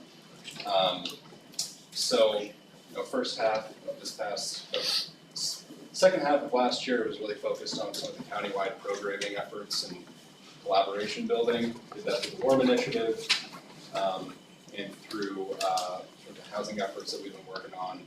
And that's resulted in the Okra Red program, which is, I've talked about it here before, it's a great sort of like leadership building project and initiative identifying program that we'll be doing with Ball State and the Office of Community and Rural Affairs. That kicks off in May. We've identified our location for that. That's going to be the former Wabash. It's a venue that costs money, and we also need to cater and make sure people have food. It's a 2-day event, full days. We'll also be asking that the towns, the community foundation, and the commissioners contribute what they can towards that funding so that we can, have this thing be as successful as we can. I think it's gonna be around $3,000 for the food and the venue. As this is a program that's gonna benefit everybody and help with community and capacity building and project identification, it benefits the towns and the county, so I think everybody should have some buy-in there. So I'll be going to all the town councils and asking to see what they can contribute and have an idea of what the total is gonna be. So I'll bring that to you guys at a later date at another meeting and see what you guys might be willing to contribute towards that, if anything. So that's very exciting. I think it's gonna be a great opportunity for the county. I think it's gonna build a really good path forward for quality of life initiatives that we can incorporate maybe into a larger plan. Some other stuff that I'm working on as it relates to housing is formalizing our housing development process. We've had a contract with Club 720, which provides a lot of great financial resources for home buyers and home builders. They have now adopted a regional contract with the RDA, and that supersedes all existing contracts in Northeast Indiana. So we'll be able to leverage their resources without having to pay for it now, which is great. And because they have an existing relationship with the county, we're further along than most counties. But we have to formalize that process and get it a little bit more efficient. Wabash County has a housing development corporation that has been very, very proactive on trying to solve for housing shortages. That's stuff like infill, rehabbing existing units. We want to do this as cost affordably as possible. So you want to look for areas that already have access to utilities.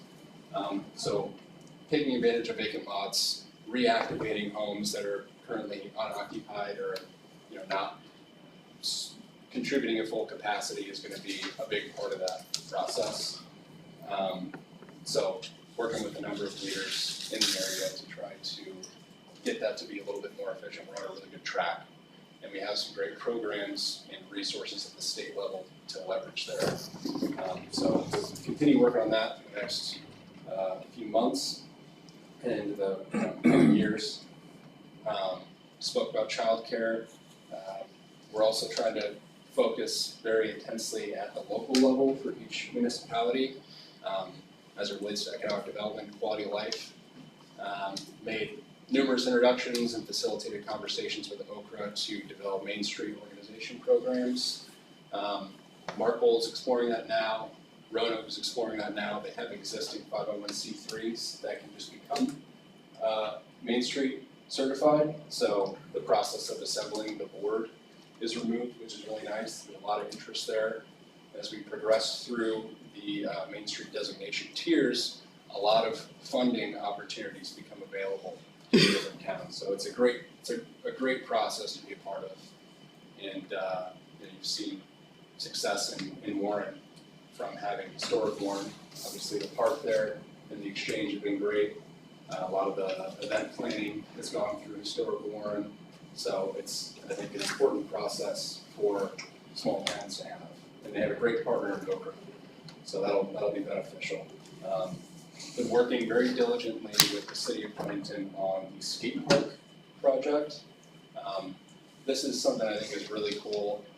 There's an existing skate park in Yeoman Park that is pretty blighted and dangerous, frankly. All the materials are outdated and kind of jagged, and it's not really a place that's super inviting.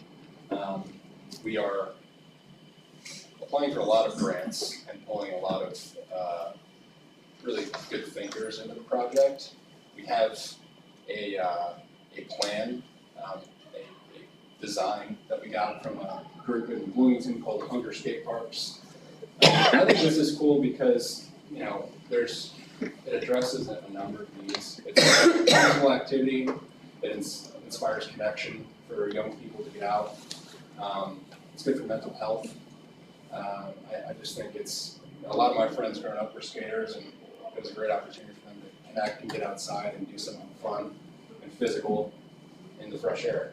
Is it in the same location? Same location. Because I remember when I was in law enforcement, it invited a lot of things, and it wasn't the things you're talking about. Exactly. That's exactly the issue that we're trying to solve for. So it'd be a nice, clean, cement space that is taken care of. And I think it would eliminate some of the maybe dangerous things that are going on there and inspire people to take care of it and utilize it for better purposes. We're trying to push things forward here. I'd love to see some of the vacant downtown buildings in some of our small towns fixed up. I know there's some effort to do that in the city of Huntington. Marpol's being very proactive on that front with the Downtown Development Corporation. So I'm pulling in the Purdue Fort Wayne Center for Small Business Development to help run feasibility studies for what businesses could do in some of those spaces. We're looking at grocery stores. We're looking at maybe a coffee shop would be really neat. But again, I've said this many times as I sit up here, I really believe in the downtown core being sort of the soul of communities. And if you have a thriving, renovated downtown where people live and have businesses, it kind of creates a flywheel effect where people move to the community and maybe they fix up the houses on their own, maybe they fix up buildings on their own. But that's also, it's a housing issue too. You have vacant housing spaces above all these downtown properties that are underutilized. But there's capacity for people to live there. So again, leveraging existing units that are currently hooked up to utilities that don't require a massive financial lift. You just gotta take those small wins. I think we're driving things forward and gonna continue working with the towns to get things up and running. Andrews had an exciting moment. Connected Braxton Craft and some other community members with the Community Foundation and their hometown endowment fund. They matched dollar for dollar contributions to that fund. Someone donated $25,000 and the Community Foundation matched it. So we're going to continue trying to build that out, get more people to donate to the fund, and hopefully use that money for things to benefit Andrews. it's a neat program. And the Community Foundation is great for having that in place. So I think with housing, childcare, some of the downtown improvement organizations that are currently in existence but would like to grow, we're adding capacity and bringing resources to the table and trying to drive all that forward. I appreciate the extra report. We need to remember, your job is for retail development, not industrial development. No, not Quality of place, stay in place, what we can do for the communities around here. We're not just working in the city of Huntington, it's the other communities and what we can do in the county too. We have a lot of small families that have, family businesses that have retail or shops or want to expand and whatever. They need somewhere to go and what monies are available in economic development. We as commissioners have helped out some major, I would say, trucking companies that do truck repair, all three of them here in Huntington County, because they're training the next generation to work on semi-trucks. It's a hands-on experience, and we've also helped with the Learning Center, which Rob sits on their board.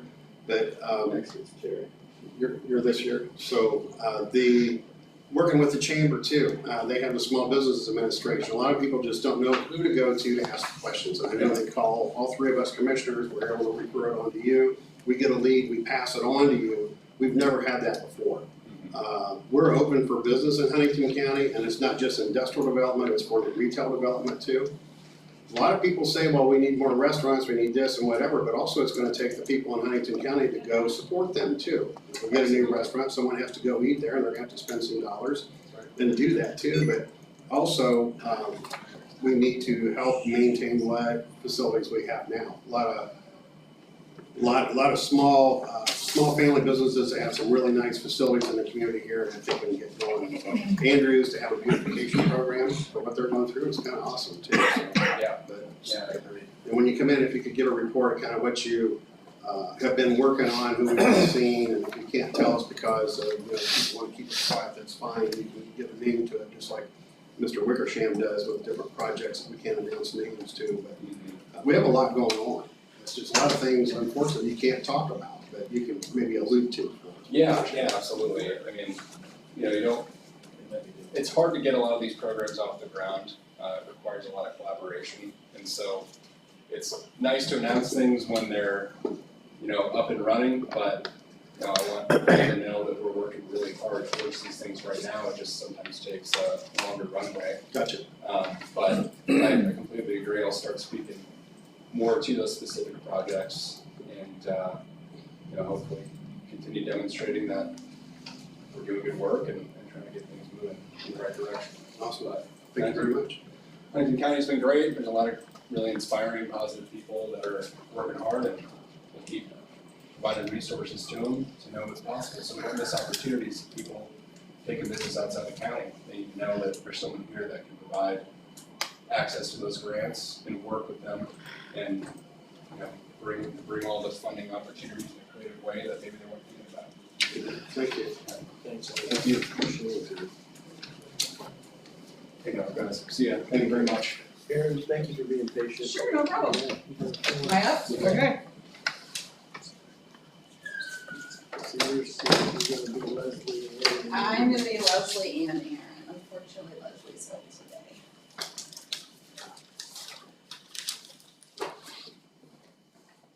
Who likes to be the signer?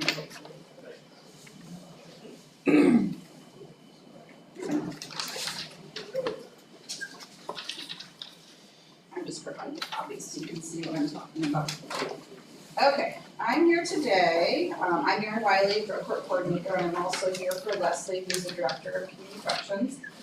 They've released the 2026 Department of Corrections grant, and I'm here today for us to request permission to move forward with pursuing that grant. Leslie would like to move forward with the 2026 pretrial services grant, which is through the Indiana Office of Court Services. So my request is that we could move forward with pursuing the grants, which we have for the past few years. It's the main grant for drug court and also funds a lot of Leslie's programming. Has Andy reviewed these by any chance? Not yet, so we haven't written the grant yet, so I'm here to get permission to move forward. We'll write our grants. Our grants will go to the Community Corrections Advisory Board on March 10th. After they're approved with our budgets, then we will send them on to Andy, which I introduced myself to Andy today, so he knows who I am. They'll go to Andy for review, and then you three will get copies in advance of the grant and the budget, and I'm guessing we'll be back around March 24th, if that's a hearing date, to move forward with submitting them. I make a motion to pursue on with these two grant applications. Motion by Commissioner Wall, second by Stopple, all in favor say aye. Opposed, same sign. No opposed, motion carried, thank you. Thank you guys. Thank you.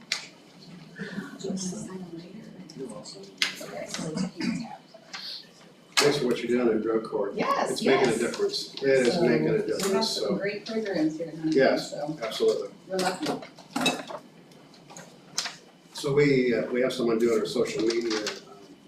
Can you get something put together on our accomplishments without giving names of who the drug court, I don't know how confidential they are, but maybe tell the numbers, what you do with drug court, how people get to drug court, the process that they have to go through. Just because you get signed up for it doesn't mean you make it through drug court. Unfortunately, we've had a couple failures, but maybe you see them going down the line, but we'll get with Franco and maybe get something done with that. But I think it's a story that needs to be told. It's our big victory for all of us that go up there for the graduation. And I know it's a huge success when you sit there and see the individuals there, then you see their families. Their families is what the key point is get them back to their family life and get them back to a productive job too. So we need to brag about you a little bit. So, okay, well, it's definitely a team effort. So All right, thank you. I'll get with Bridget on Yep. doing content. Okay. Yeah. Okay, great. Thank you. Thank you. Thank you. Tell the story. Good day.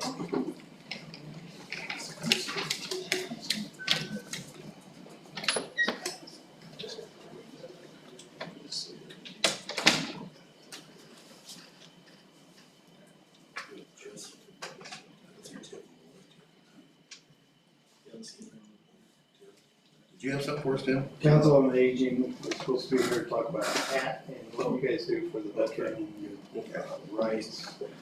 I'm just here for a I photo. thought we were doing it. Joe, when I did the checklist, some of that checklist stuff for Comb my hair and everything. Audit. Bridget. In the past, the checklist. So she sent it, but it wasn't. I keep asking her about it. We're It gonna wasn't end up- filled out. She sent the checklist, but it wasn't filled out. Oh. That's a good picture. Has she been sending it for the Say that again. Has she been sending you the quarterly reports?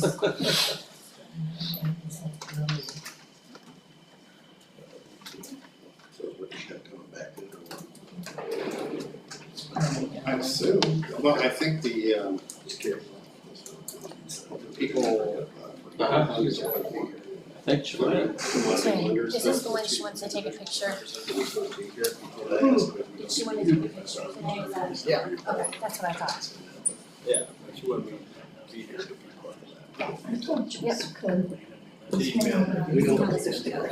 sure if it was today or we need to have a set day. another day.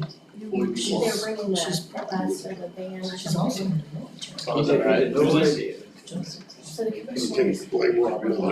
He talked to me like. Them to get a tour bus from, I don't know what it was, but anyway. Okay, that's fine. What part did you say you were up the region? This is what he wants. I didn't know for it. Now you do, I know it's half the battle. And now we're probably. What's the town you have to have initially when it's going towards you? Yep, that's done. So we're talking the huge, like 20,000 acre. I think so. We looked at it, it's super cool, there's like, one of them was a butcher shop up there, a lot of the villages were down there. That door It is was a locked. huge, like, secret ammunition, I mean, it's not secret, but you know, it was, Jessica. What's that? Sorry, I don't remember that. Say that It's, again. kind of south. Yeah. Only to look for, yeah, that's another Yes, county. okay. Right, right. Yeah, Yeah, you can I'm sign it. actually, yeah, it's still considered the region. Oh, yeah. Oh, you're the heart of it, okay. Yeah, I mean, you You're could East just Chicago. walk It's just across the saying street, it's like I mean, Wednesday, Chicago. You were literally in Chicago. Yeah. I mean, Indiana wants. Do you want me to make a copy of it? I would I'm trade, Illinois, so- I would trade the 30 Illinois counties for the Northwest, the heartbeat myself, that Illinois could have them. Oh, we have all Chicago. How has there been? Good, everything. Huge. We have good news. We're back in contract with Medicaid. You're back to what? Contract with Medicaid. Okay. So we did get the official notification from Senator Zay, about a week ago now. And then we're just providing documentation to them, to Medicaid, to get everything finalized for us to start taking payments from them. Okay. So we did get that. That's good. Yes. Super great, and then we do have our pass-through items, so I've emailed a copy to Bridget as well as to you. And so we'll get the ball rolling on this. And that just is When's your audit date? not for another 4 years. Oh, not for another 4 years. Yeah, since we just did it, Okay. it only happens once every 4 years, so, in order for us to just stay in compliance, we can submit this once a quarter, and that'll be taken care of. So in 4 years, when we have the next audit, they can go through and we'll provide the documents and they'll say, great, looks like you guys have done everything for your pass-through agreement, here you go. So, Do they charge for the? you know, no, I'm sure they do. pain and suffering. Probably. Pretty good. I just, everyone's getting very high bills from the state for doing the audits, so don't be shocked Gotcha. when you get it, so. We haven't gotten anything yet, and we did close out the end of November, and then that's when we got our compliance letter also. So I haven't seen anything come through at this point in time, so we'll see. I wouldn't call them, but you're gonna get. Not on no. Tim, do you have anything to add to? You want to talk about the transportation? Yeah, so we're all set and good for the veterans transportation. Bridget set up and Lisa set up so we could take our photo today if you guys wanted to do that. Absolutely. So, yeah, the van should be here in a minute. So, Is that document there one we need to approve? I'm gonna chat with Bridget about it because it was my understanding you guys filled it out and then, it just states that we are doing everything that we're supposed to be for you. Her understanding was We filled that out August 6th. together, I thought you go, Okay. yeah, you go through, when I went through that audit with you, were you, yeah, you were sitting Yeah, there. yeah.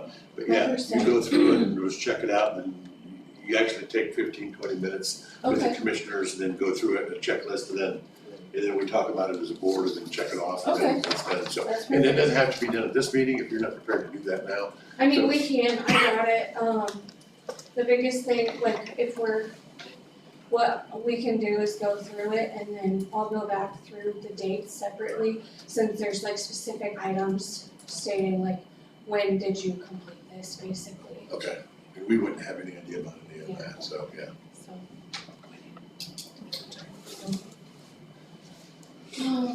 Did you have other copies of this, do you, or? She emailed it to us, I think. Yeah. Yeah, I don't think you're prepared to do that today though. Okay, that's fine. No, let's Okay. just wait till, when are you due? March 31st technically, March 31st? it won't be then. He's 7 pounds. I'm just trying to think if we can get it in our next meeting or not, so. You think you'll feel like that or not? That's fine, we can do that. So let's put our agenda for our next meeting and let's carve out, you think we can go through that list in 15-20 minutes? And if you would prefer, what I can do is I can bring the dated items Yes, with me. that'd be great. Okay. Yeah. Yes. Yeah, let's just do that, okay? And if something happens where you don't feel good or things speed up, just, we can shift, we're very dependable, so Did you want to bring up some history about the veteran rights? Yeah, go ahead. Okay, yeah. So, about 9.5 years ago, when I took over the job, American Red Cross was doing the rights for veterans to go to the VA hospital, either Marion or Fort Wayne. Then the American Red Cross kind of downsized and left. And so there was a void there. And VA has a transportation program, it's just that we're not part of that transportation program yet. So the commissioners, working with Pat, filled the void by providing rights for veterans to their VA clinic appointments. And so that's what it's been like, and a lot of my vets have transportation, but there's a lot that don't. And so they've been blessing to them to fill in the void, and the commissioners have been blessing for 8 years. It's been like this for 7 years, I think. It was maybe 8. That the commissioner's been paying for it? No, we started that. A couple years ago. 3 years ago. So Hannah has been doing this. Yeah. Right. Right, but we're doing it for free. And it was strictly on availability though, because the vets, if they find out they have an appointment next week and you call them, it's like they're already booked, their vehicles are already filled. Right. So, yeah. So it's been a great program and we recommend it frequently. So while you're here, Tim, talk a little bit about the CBOC facility. The CBOC? Yeah. So the community-based outpatient clinic is new as of August 2 years ago. They've been, I think Desmond Tam, he's the nurse practitioner in charge of the clinic right now. He's about 90% full, where they figure his workload is about 90%. Once he gets to closer to 100, they're going to add another nurse practitioner to the clinic. Every 5 years, they review the lease agreement, and then they determine whether or not they're going to have a new bill. And so right now, they're halfway through this period, and they're hopefully, because I've been pushing a lot of my vets to go there, the more they go, the more capabilities they're going to add to it. And then they're going to need new facilities to handle that. For example, the CBOC in Peru moved from the city out to the base, and they have 5 clinicians there. They do mental health, they do hearing tests, they do diabetes type stuff. And so they have a lot more capability. Same thing we're trying to do up here. So now we have a clinician for doing regular health, and then we have a mental health clinician 4 days a week up there. One day they take care of Ohio, but 4 days are dedicated to Huntington vets. The mental health piece is very important. Yep. So I go there, I love it. Desmond's very thorough and very personable. The nurses there are fantastic, his staff is great. So no complaints. Good. I want to talk about the Medicaid piece. Yeah. So you can start doing Medicaid rights soon? Yes, so right now, Medicaid has come out, they've done our inspection on the vans to ensure that we are safe and all of those meeting their items required, to have passengers' needs. And right now, we're just waiting to hear back from them on the documents that we've submitted. So we're in contract with them again, but can't start accepting payments again until they get back with us. So we have a situation at our community corrections where participants are needing rights to different facilities and their Medicaid also. So I'm hoping you can get that done. You can get with Leslie out there. Okay. It's ahead of that, so I think currently, we are giving some people some rights, that takes probably, in a pool vehicle from us. The problem is that takes staff of ours out of the office that they should be doing other things that they're hired to do, instead of going on them rights. So it's very, very critical that you guys get that up and running. Get with her as soon as that's available so we can start utilizing it. And you said Leslie? Yes. So what constitutes a free ride? Is that through a verified appointment? Is that what qualifies them for a free ride? I just don't want to be, you guys being taken advantage of, because I know there are some people in those positions take advantage of that. So we, for Medicaid specifically, we bill Medicaid for their rides. But what constitutes you saying you'll take them from point A to point B? A verified appointment or what? Normally we get back when, we would get a schedule that they would send to us if we would accept them or not from Verizon. Okay, so you still have the ability, To accept them if they went out of county and we already have too many, okay, I send it back. okay, good, all right. I just want there to be a safeguard in place for you guys, so. Okay. Picture? Yeah, well, I'll go out and resend it real quick.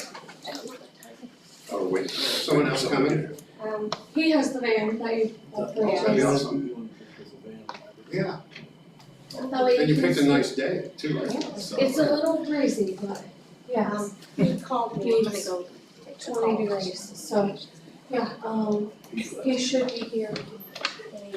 Sure. We move on a little bit. Okay. When they come, just write it down, we'll walk out. Okay, sounds great. I'm just gonna take that. Do you need anything from me? Okay, thank you. Thanks for coming, Absolutely. thanks for coming in, Tim. Be hanging around.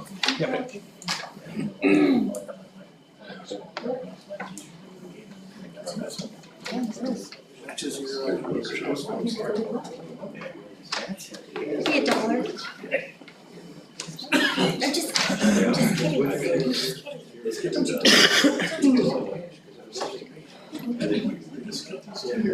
I wait a minute. Put in, Mark.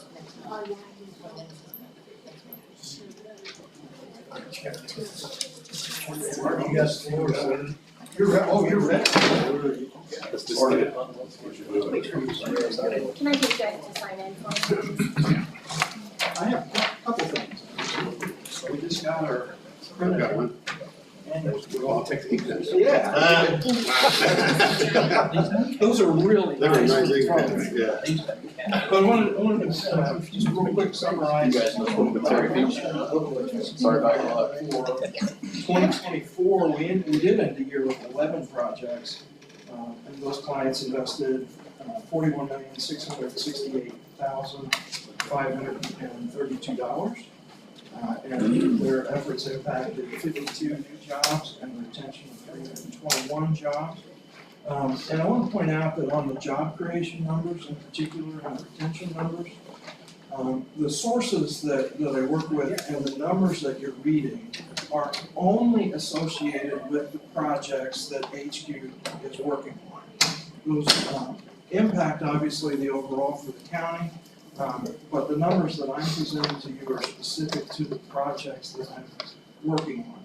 And the sources for those that information is a combination of things. Number one, the companies involved with various incentive applications. If you're filling out, for example, an SB1, as you know, for a request for tax abatement, you need to, as a company, include your payroll numbers on the SB1 form.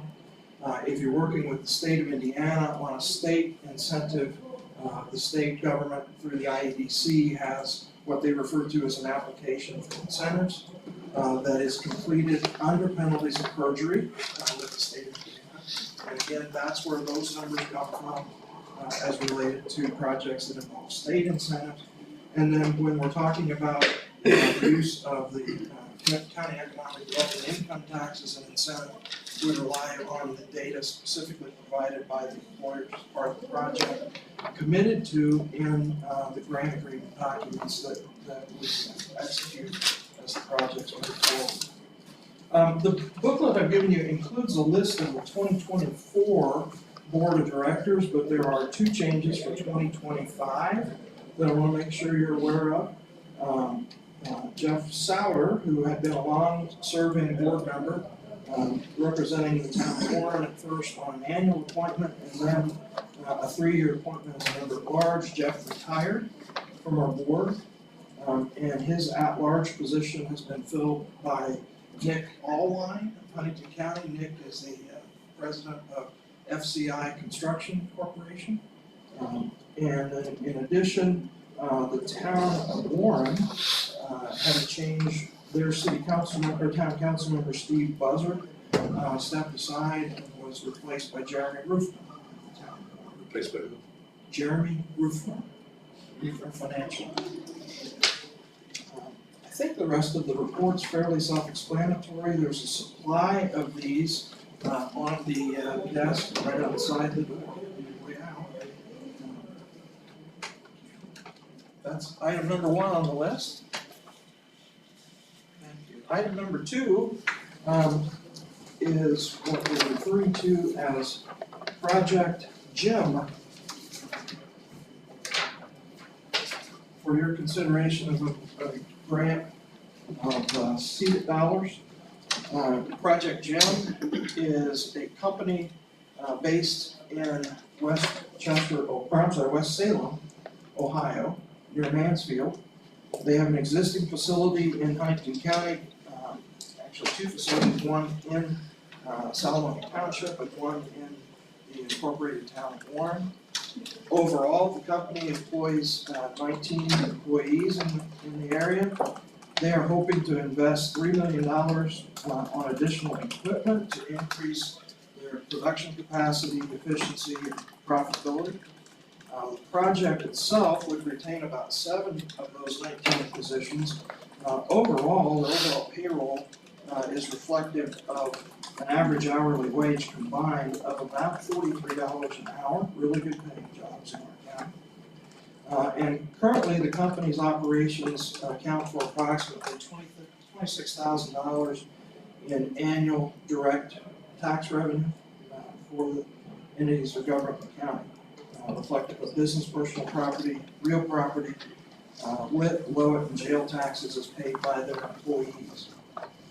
Potentially, depending on the official determinations of assessed value and at the county level, the project could potentially add an additional amount of revenue to the county between $22,000 and $36,000 per year, depending on the final AV associated and certified. The grant being sought this morning is an amount not to exceed $35,000, subject to a grant agreement and in lieu of tax abatement. New revenues, again, could easily exceed that grant amount in 1.8 years. So your ROI period would be about 1.8 years, again, depending on official assessments and evaluations.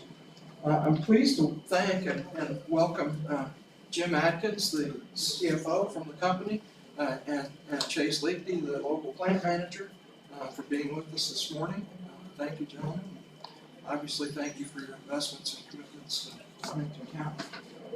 With that, Commissioners, you want any questions you might have?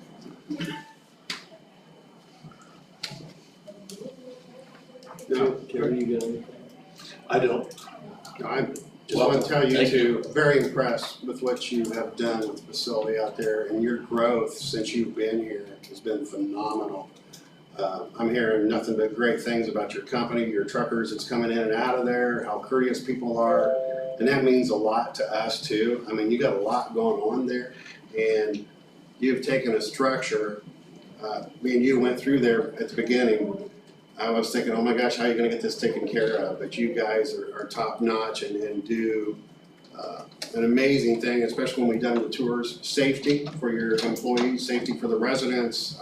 We all know what happens to dilapidated grain bins, and you guys keep it clean and try to keep all that from happening, and train our volunteer fire departments and invite them out there. So you're doing everything that a good industry does that comes to a community. I just want to thank you personally for what you do.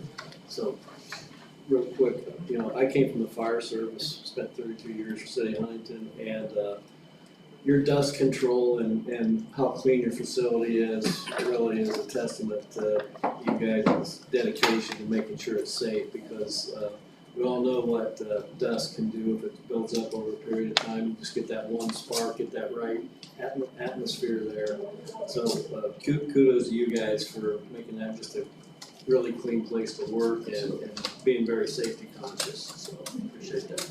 What's the name of the company? Where's it at? It's Commodity Blenders. Okay. The old Salmoni Mills. Okay, got you.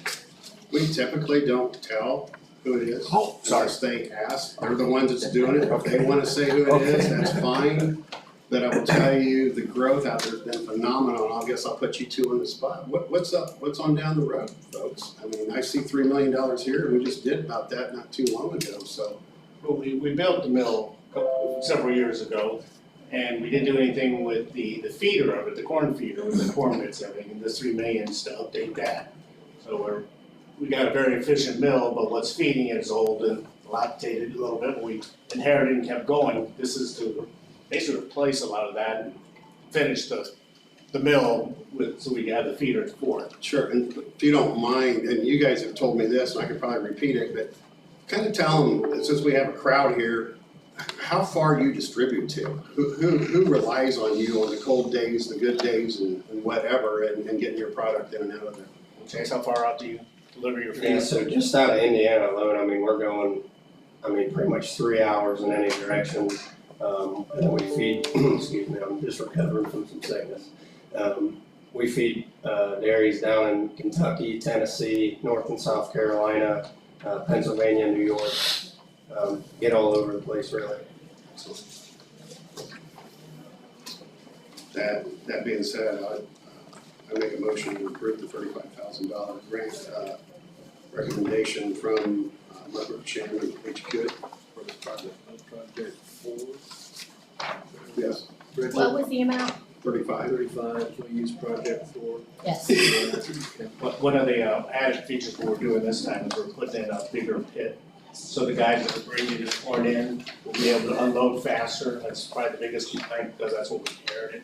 We can get to this point, and so kind of accomplish that at the same time. So we got a motion on the floor by Commissioner Wall to approve $35,000 grant for project 4. Second, Commissioner Stuffle. All those in favor say aye. Aye. Opposed, same sign. No opposed, motion's carried. Thank you. Thanks for thinking of the guys delivering the grain. Back in my day, we used to wait up to 8 to 10 hours in Decatur and everywhere else to unload grain. And sometimes I always said that was the only time I could get my rest, in line too. Efficiency is always in our mind inside the plant. Sure. The whole thing just. You're doing a great job. Thank you for coming to Huntington County. So it used to take like 18 to 20 minutes to dump? Well, I'm from Ohio, so you have to ask. Okay. What do we think? 10,000 an hour. And what was it before? That's really probably maybe 3. Sweet. And then you So we haul grain there, right? Yeah, that's awesome. Beside that, see how. Oh. 25 foot long pits. Oh, sometimes. When I was a kid, I'd pull in and I'd park the tractor. Mark, while you're here, you got time to still discuss jobs available in Huntington County? I know we've talked about Indeed and. Yeah, well, the unemployment rate with the first of all, on the unemployment rate, I've had several discussions with the state because I think most of us here in the room calculate those numbers differently than the state does, but that's what it is, we don't control it. But what we saw on the December report and January reports that are coming, are the county at like 4%, anywhere from 4 to 3.8, depending on how you want to look at it. And what I would prefer if I was the state, I don't make policy, I just what's there. It would be easier if the state would start with how many new unemployment claims were there, and then work backward to make the report, and also include continuing claims in that data. That's hard to track. For a typical person, you're gonna look at those reports that come out of the state and scratch your head and say, okay, well, what's the real situation?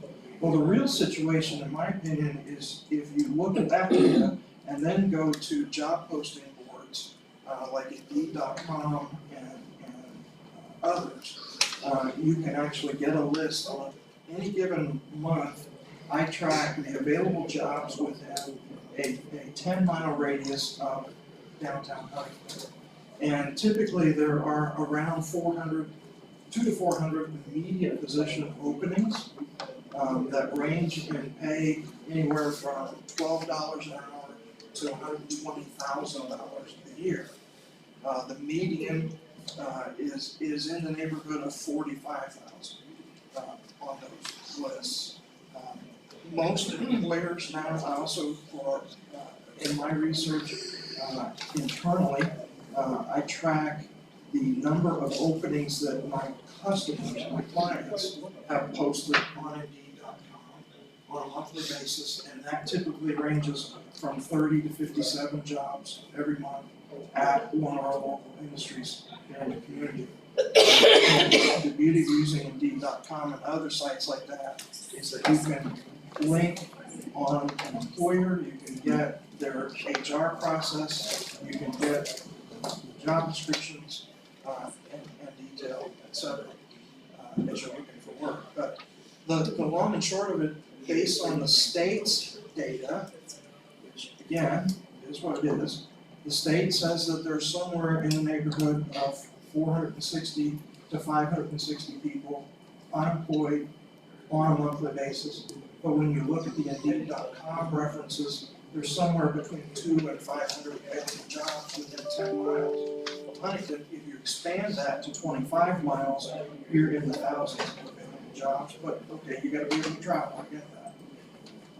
But that's how, in my opinion, that's how I look at the data, and also just as an individual, kind of distinguish between the difference of, can I get a job that has a paycheck versus am I doing a vocation and a career that I'm actually wanting to do?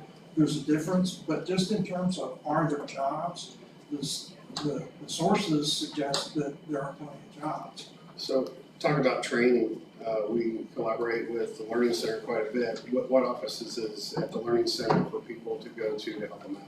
Primarily, the Learning Center in Huntington, by the way, is a model that other counties look at and other regions look at regularly. Commissioner spends a lot of time in that building and sees the traffic flow going in and out. But there are offices there for Ivy Tech, or one Northeast. There are a number of opportunities there for training that include everything from criminal justice, as Commissioner Mustafa leads, to CNC machining, CNC tooling, welding, and other manufacturing skill sets. In addition, there's a healthcare unit, so if you want to learn to go through the process to become like an EMA, EMT, working on first responders, they offer those sorts of training programs. And I'm not, other than some of the Ivy Tech courses, I'm not aware of fees that get in the way of somebody participating, because there are all sorts of grant programs and public assistance available to make sure that anyone who needs skill set training, they can find a way to Just a shout out to Brian Murray, who runs the machining tool guy that went down to Vincennes for a state competition, and Vincennes University got first place in the state. I'm not surprised, yeah, and the robotics team just is, they're headquartered there, and Chris Elston and his team and kids do a great job, and it's a really good way for our workforce to organically get kids interested in what it means to be a manufacturer. Well, we try to advertise it as much as we can, and I think some people think about the continuing education, and we have collaborated with local industry from Nove to Bendix and Parkview Hospital. PhD, all sorts of PhD. Dave's actually got one of their first machinists out of the first class come out there, and I believe the young man was making $32 an hour right out of high school with zero cost in his education, which is kind of nice to get on that too.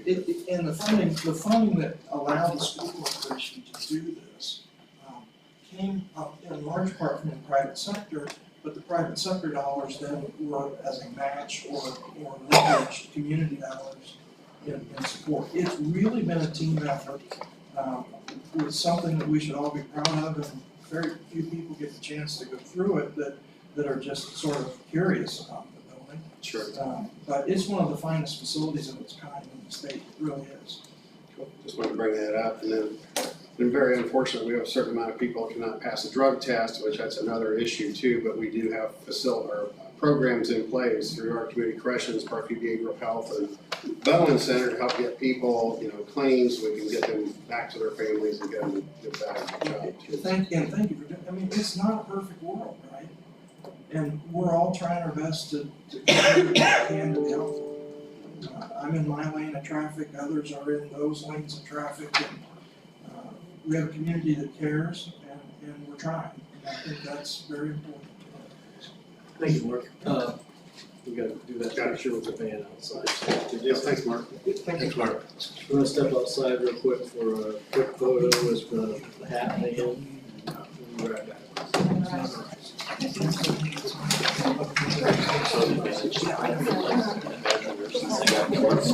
Well, there was one guy.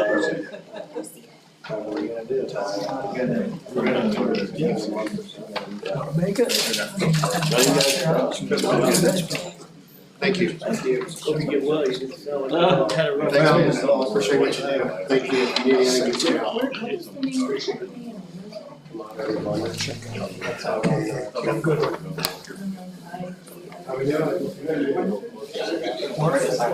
Huh? March the 12th, yes. Southeast Memorial. 6:30? 6:30.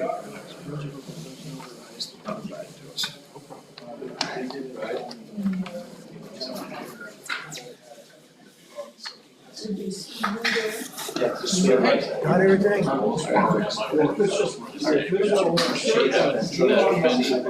a nice place to haul in season, so. Yeah, but when I was a kid, I'd take the tractor wagons up there. At 4 o'clock, I'd pull in the lane, at 10 o'clock, because I still hadn't done because it was so slow. So that, yeah, that'll be great.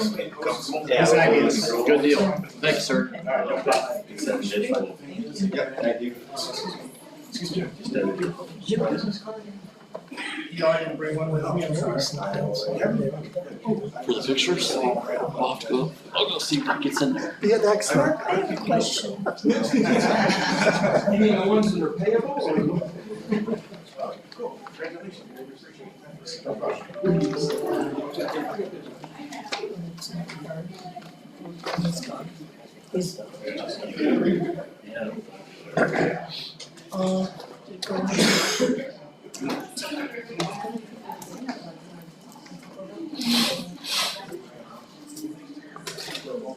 I did.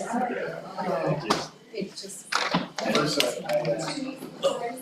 Still contracted out, but they wouldn't come for like 2 weeks. So then I had to go to UT University. I'm like, oh crap, I replaced transmissions and engine, I shouldn't be able to handle this. I hope I didn't confuse you. That's Don. Don and you're George. No, I'm Al. Al Ballard. Yeah, George. He's not here. Sorry. Don, that's Don. Freiberger. Don Freiberger. Yeah. And George. Baczynski is his name. I don't know how to spell it. No, I'm not George. Oh, you were. I'm nobody. I'm just the public, Al Ballard. I just attend to see what's going on. Oh. But George is part of the two. Yeah, he's part of the solar committee. Exactly. Yeah, I just wanted to make sure that, because if you asked a question, I'd hate to attribute it to George. Oh, okay, gotcha. Don. Yeah, George, I think, I wasn't there. Yeah, exactly. Yeah. And then when I see you both, it's like I don't see you too often, and I don't have pictures to take a person. No, I understand, no problem. So, yeah. There was an issue with having. He did at one time, set up who was gonna probably represent, December. He got up and gave an update on it. Yeah, that was George. Yeah, he was asking for an ordinance, the ordinance to include wind and the other forms of energy, but they said no, they only wanted to address. That was Chris Parker. That was me today? No, this was another time. Oh, okay, gotcha. Yeah. Okay. Slide them over to you. Yeah, and she's getting that picture outside. Yeah.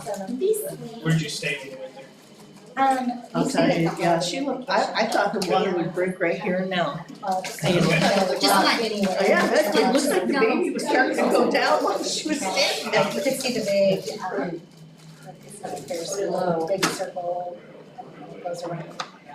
She says it's gonna come early, so, like maybe today. North end, which is the. Yeah. Well, she already knows how much it weighs, so it's interesting. Closest to the, Yeah, some women I've seen, they've been pregnant and you could barely Second time it tell. was for my daughter. You know, other women grow like a big balloon, you know, it just depends. So, see some shows and. You know, for years when we were even exercising while pregnant and they were thinking, oh, no, they shouldn't do Yeah, I've been that, or they should. Twice since Now this people year's run over. marathons pregnant, Both Oh my times. gosh. 8 months pregnant. I would see just about anything. Some girl ran a Yeah. marathon. But I don't wanna go see just like scenery. Right. And won. So, I know like Well, at Dave's age, I believe it. Oh, really? So that'd be awesome to see. We even looked at Kenny Chesney. Shelley said something about that. And last We go to the. last time we drove up north and went into Horseshoe Bend. We used to be there, drove up there and stayed over there and come back. Yeah. I never take it, I mean, this trip's fun. There's so much out there to see too, so three friends of ours. We couldn't go to like. It texted me, said I left it, and I came back to get it. I mean, everything was shut down. Dams need. So I mean, I've been downtown, I've seen that. I have left. Can you put the new brochure? We always stay, some usually at MGM. No, it's good. Is it out there? Yeah. That was where actually Shelley took me out for my 50th. And out of just a whim, my brother's big NASCAR fans, we drove by their track. And we're watching these guys run, and I'm like, I'm gonna do that. So I ended up getting a Lamborghini on the road course. And that was fun. That was probably the only time I left. So what's the weather like now? It's gonna be a good weekend, it's, you know, it's dicey, it's supposed to be 80 when we get there, but I say 72 of it. My wife has a conference, so I'm just taking. And we're staying, the conference is in Mandalay Bay, so that's where we're staying. That sounds like. Yeah. Yes, when we went, it was the end of June, beginning of July. That's hot. 107. And of course we had one, so we were like, oh my God. Then the next time we went, That's a great time, that's right, yeah, great time to go, it's like April. You know, we never made it out, spring, we get out, yeah. They have between passes for the machine or talking welding, robbing them. And I think they're offering, you'd have to ask architect that. Yeah, it's just, I know they're getting ready to start an Excel program there. So, yeah, they got all these spreadsheets. Oh, okay. Yeah. Microsoft Office. Yeah. So yeah, it's that, yes, so those are some that don't. They have just kind of data, people Added different classes and stuff. Oh, it's everywhere now. Oh my God. They legalized it several years ago, so it's everywhere. And I knew we were gonna be driving up north. I was about to Can't drive, walk I'm down like, the street I'm without. gonna go back to work and They were only 3 years, I think she did a great job. It's weird about that, like, if someone's got drugs tested, right, they fail, like, Las Vegas, it's. Can you really get it for a second hand? But I'm saying even if we did, like if you're in Michigan, you're supposed to, and you come back to Indiana and you test it, you fail your test, you say, I did not break the law. And they have to go back. I didn't do anything well, I guess you're breaking the. You're breaking your big year. Maybe you have a couple employment It is a contracts. feds Yeah, I know, it could be federal. This is an interesting issue, because I didn't do it. Right, yeah. Young men. Well, when I was are most in high school, likely they would stress it. some of those things where they just can't find a I don't good care if you're working steady in job. Michigan or not. Yeah. And get the skills. I'm sure it could be in your employment agreement or something They like end that. up working in they always, we tend to clarify that. Yeah. Yep. Yeah, but it's a neat thing, there's all kinds of stuff. Of course, they run the GPE program out there, so. Strong chewing to get the thing out. Sickness. Strong chewing, is that what you said? Just whatever. You can come back to. What about the criminal But justice it is, it's program? everywhere. Students who maybe spent a couple of years out of high school, in the past, go back and have that already done. It's gotta be in school. What? And that would be. Was it nice? They made it nice? Yeah. So they could go up to. You know, they have, See the whole stack right there? it's handicap accessible, so they can get wheelchairs from the back of it. I think it's made for one, but they figured out a way they can get two in there, which is Oh, kind of like nice. everything was So, Do you have them sorted? But it's gotta be all sorted, so you identify what you what. That way, it's easier to carry over, if you're gonna do Hat. Hat was, and then somehow they lost because of paperwork through, Medicaid. What company's doing it now? Whoever they can find. We don't have anyone under contract to do it, so it's been causing a problem because we have some Medicaid patients, Medicare patients, through community corrections, they have to go for different, health items and out of town, and so we allowed for the community corrections to use one of our pool. You separate in between. So they can go there and make their appointments Yeah. on their health and well-being. Aggregate. We can't, since we're doing it, we can't bill back Medicaid for that as a free ride, you know, but it's taking our staff that we're paying a considerable amount of money per hour to take them out of their job to go give someone a ride. Too many kids when I'm retired, Well, we don't wanna do it. Oh, I didn't hear that. We don't want to, that's Pat's job. So now that they have their paperwork figured out, Right here. Our levy company, what's the levy company? they'll work with community corrections, yes, it won't be a contract, let's just they call them, they'll use it. Oh, yeah, sit right by the commissioner. She was teasing about that. I would love to be a heckler, if you wanna set up there. Yeah, I'll take right. any of these Right, things, is there yeah. anything controversial Yeah. today that's left? No. No, then okay, yes. How are you? We're gonna move on here real quick. Oh, it's okay, I'm Need a couple chairs for you guys. We can, I'm sure. You got a bid over here, real quick, for the highway department. Tom, want to speak, about a signed grant we got through. So we just signed an agreement with VS Engineering, which Julia Serber is here with VS Engineering. She helped us find this grant for the change out of our signs in Huntington County. It was what, 750,000, I think. We appreciate your support, even though she helped us with it. It had to go through a process. There was other vendors that we scored and the grant process. But thanks for what you do for us. We like bringing money into the county to help us out with our. Yeah, that was cool. There's a lot out there. Yeah. There's a lot out there, it's finding it, right? Yeah, So. well, it's good when someone tells us about it. We go get it. Appreciate you putting down that piece, you can go out there. That's for signs? That was a sign. So remember you asked me about vendors working on roadways, bridges. Her company also has a contract to inspect all of our bridges from starting with this year on. But we have different vendors we work with, Butler Fairman, USI, VS Engineering, we'll probably That forget a one's couple. six. What you mentioned, Lockville. Six is right here.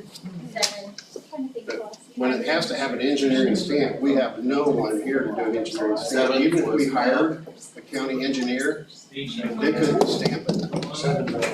Because Jay Poe was a licensed surveyor, but he could never stamp his own ideas because the county would not pay him the high insurance to certify him, basically.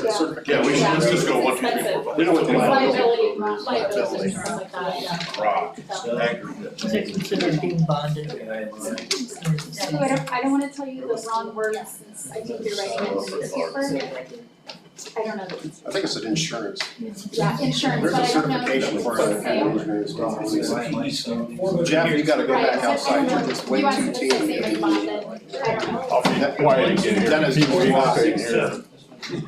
Dirty rotten, come in here looking all relaxed. I know what he's talking about, but I don't know the right response. Look at you, look at you. That's what you do when you get part-time Yeah, I job. mean, Yeah. I mean, it's not really This that. one's all What number is that? I moved my office. Hi, how's it going? How are you? Well, it's a lot nicer, it's 50 hours instead of I know. 3. We're excited about that, the snow's melting. Yes, yeah, rub wash every other day, or else you rub off your coat and it turns into I've got the, right here. So the monthly pass from the car wash. Yep. Well, anymore, it's like it's $20 for one trip or $20 for the month, so sign me up. Oh, it's Julia? E3 Bridge? That's such an art. Oh, this one's storage, I go Page 1, 2, 3, 4, 5, 6, 7. These are. Where are unknowns? This right here, these are all known. This is all unknown? And these two also. This AR, DIC. And these two are still. We didn't get it yet, too. I don't know what number they are. I just got that last week and I almost don't know. Well, congratulations. Well, I say just, I got married like a year ago, but it took me a while to like add that on there because. You want to just start with number 1? Probably should, it's hard to spell. Oh, that's cool. It's like B, and then people want to put like ER. All right, we're gonna open up bids, folks. You ready back there, Miss Picker? Yep, I'm ready.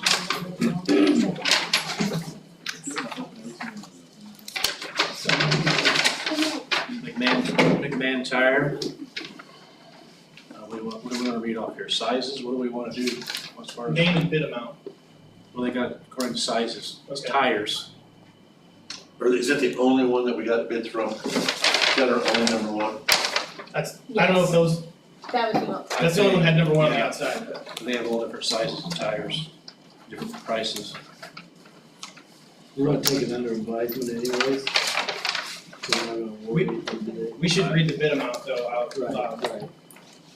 So for a 315/80 R22 General WT 20-ply tire is $505. An R11 22.5 Continental HDR2 16 ply is $475. And an R11 R22.5 Continental HSR2 16 ply is $408. I assume that's semi-tires are correct. I'm assuming that's what that is, yes. The others are the same. Same thing. Yeah. Take that under advisement. That was the entire, right? Yes. Okay.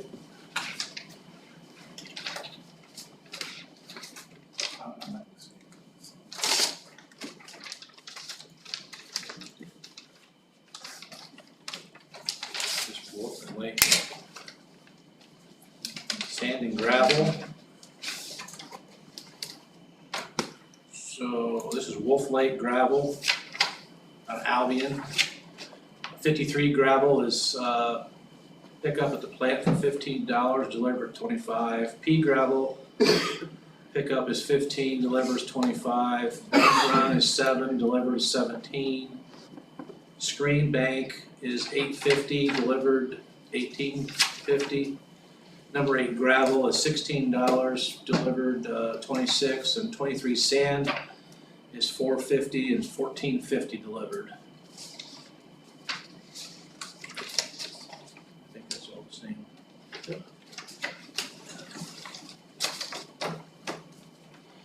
This was item number 2 as well. I'll put that, take this, find your price in there.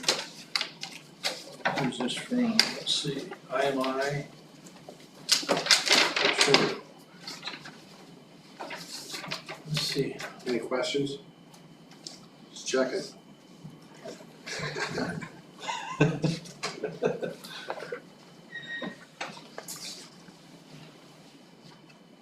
I didn't see any prices in there, Dave, so. I don't either. This is the same thing. You see anything in there that's like the price? Talks about percentages.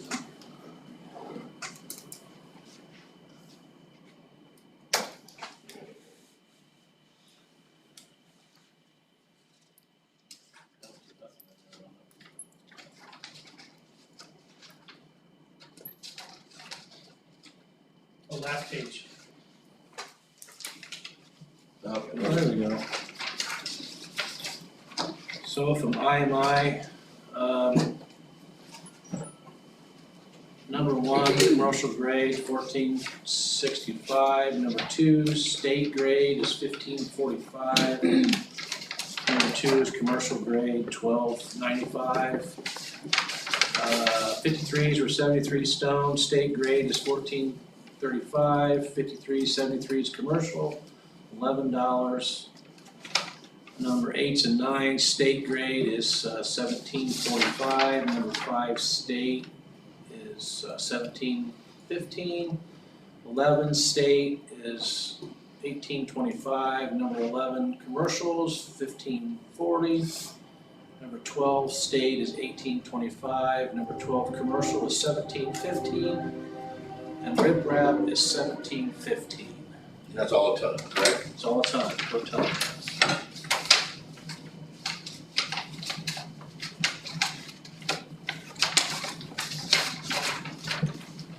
Those are number 2s. Okay. I wrote big on them and I'll continue. I don't know, that says Rock Creek Quarry on it, so I don't know what that is. That's probably stone. That's stone. Yeah. This one? Yeah. Yeah, go along with that. My that.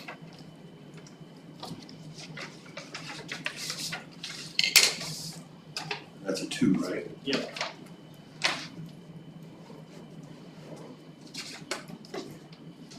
Okay, this is from Rock Creek. 20s is $8.95 a ton, 53s is $8.95 a ton, 73s is $9.35 a ton, 2s are $9.95, 1s are $9.95, 8s $12.75, 9s are $13.75, 4s $13.75, 11s $14.75, 12s are chips, $9.95, and stone sand is $5.50. So we got.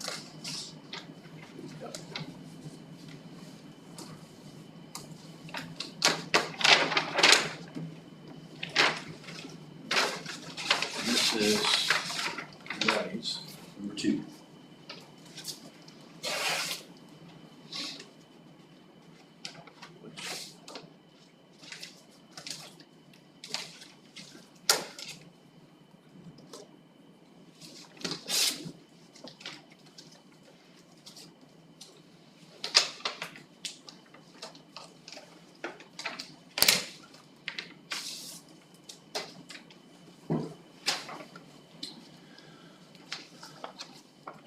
Levies, which is our 1 inch by 0 dur berm, $5 a ton.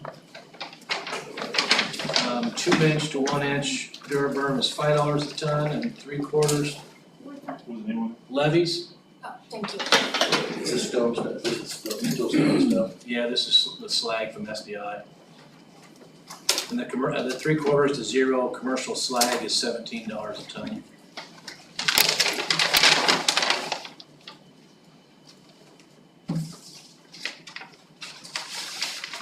Next down.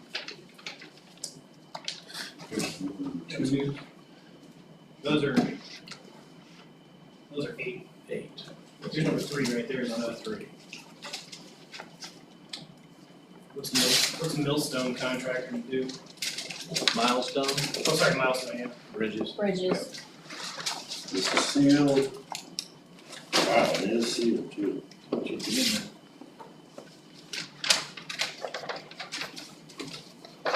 Aggregate. Striping. Striping. What was the company? Accurate striping. Accurate striping. I don't see it.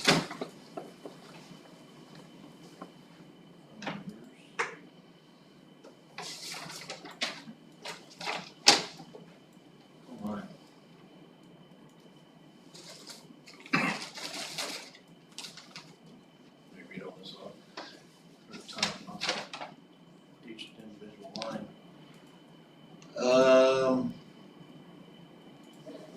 Well, you could just read it, regular painted traffic markings is 28 it's broke down to however many feet you do, but it ranges from, I'd say 28 cents to 24 cents, depending on the feet. Just read out the title and that would be. Okay. Painted pavement message marking. 10 or less is 150 and greater than 30 is 150. That's all the same price. Here is thermoplastic pavement message marketing, which is $195 across the whatever you do there. There's painted transverse marking, white lines, your stop bars, your crosswalks, stuff like that. That ranges about $12. Your painted crosswalk, 6-inch, is $8. Do you use that company? Have you used it before? I don't know who we use for striping, because I don't know. Because a lot of that's done through the community crossing bids and stuff, and, I don't know, do you know, Bridget, What's that? who's done our striping in the past? I do not know. Some of these numbers are off. You know, Yeah. This is a number 3? Yep, that's the only number 3 so far.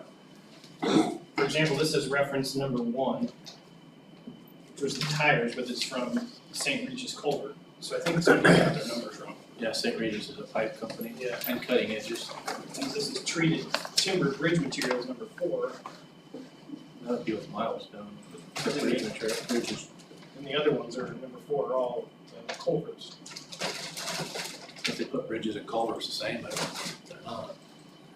This would be gravel, you think? What is it? It says treated timber bridge materials. That would be bridges. It's with culverts. They just got the numbers wrong. Right. Yeah, I think so. Just have to figure it out. So number 4. They say number 1, but it's from St. Regis Culver, so.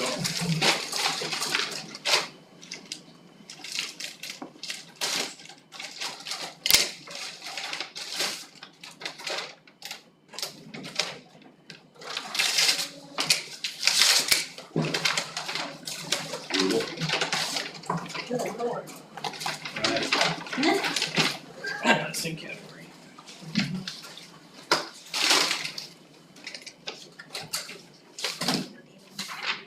So here's the confusion. So the bids and the quotes are numbered the same. See what I mean? Are not numbered the same. So like item number 1, they have item number 10, and item number 1 here. One's for quotes, one's for bids. I see. So on this is piping, spiral piping, which is the metal piping that we put across the road. 6-inch, 18 gauge is $11.75. I'm gonna say it's per foot. 8 inches, 18 gauge, $15.30. And then 10-inch, 18 gauge is $19.20. And then we got 6-inch and 16 gauge, which is $14.40, 8-inch, 16 gauge, $18.90, and 10-inch and 16 gauge is $23.40.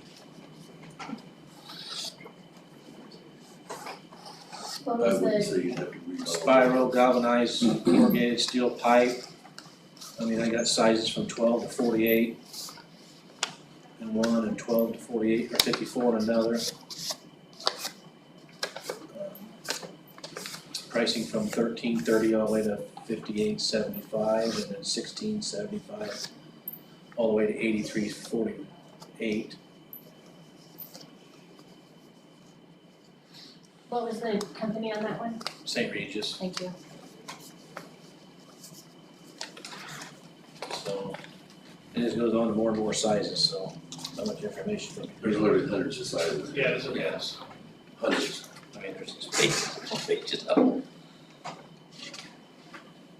Anyone that's interested can take pictures too if they want to. Right, yeah, there's a whole, that's what this whole thing is, nothing but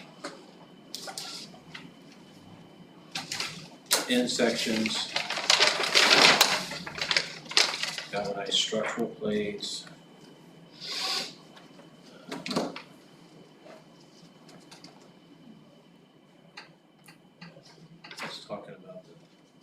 coating on pipe and stuff. I'm gonna guess this is probably the same thing, yep. And there's some different literature on cutting edges and stuff that we use.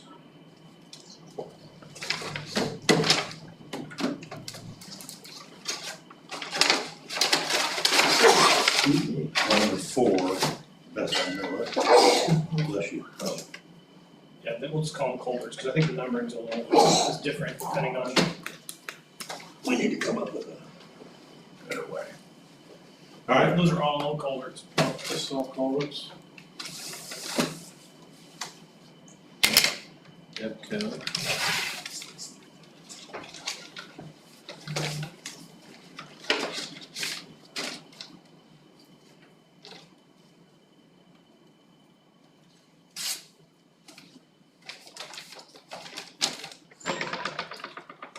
Metal Culverts Incorporated. Which is called Metal Culverts Incorporated. Okay, thank you. And it's all the same thing, we just had pages upon pages of sizes, diameters, and gauges. And that was number 4. Yes, it says right here, number 4.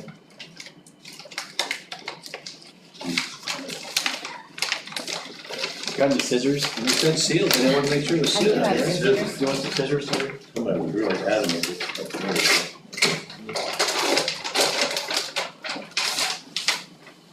That's number 4. Depco. I'm gonna say this is the same thing, Hundreds hundreds of pages of different sizes and what have you, yeah.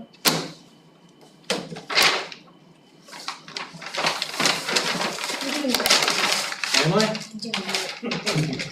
Thanks.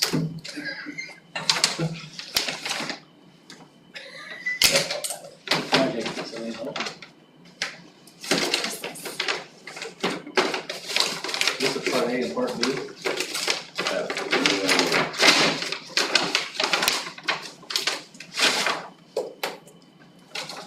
Silicon, which is pipes, all different sizes, shapes, plastic and metal. I think we also have molded plate in there. I think it's just the same thing. Yep. Was that the culvert category, that's still the right category? Yeah. Okay. Yeah, it's the same thing. They set everything in duplicates, were they supposed to? I think so. Yes. Yes. Jeff, are those, they're exactly the same? Yes. Yeah, for food. Now on to This would be liquid asphalt. Pearson Trucking. These Yep. are the numbers which were 5, right?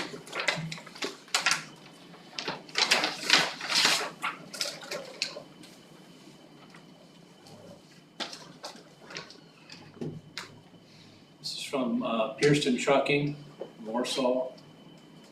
Sealant asphalt, it's unit price is $787.29. MC 3000 is $787.29 and SC-250 is $906.29 and MC-30 is $961.03. So that's a ton, is that correct? I'm not sure if it's ton or, yes, ton. Yep.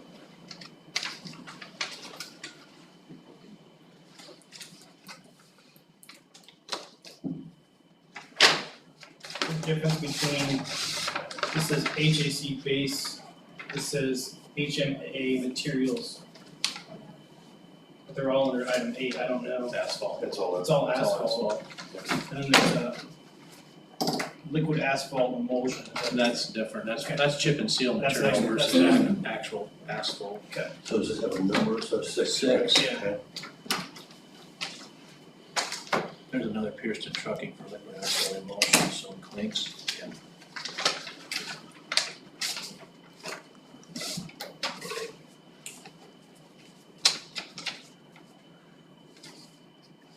Let's see here.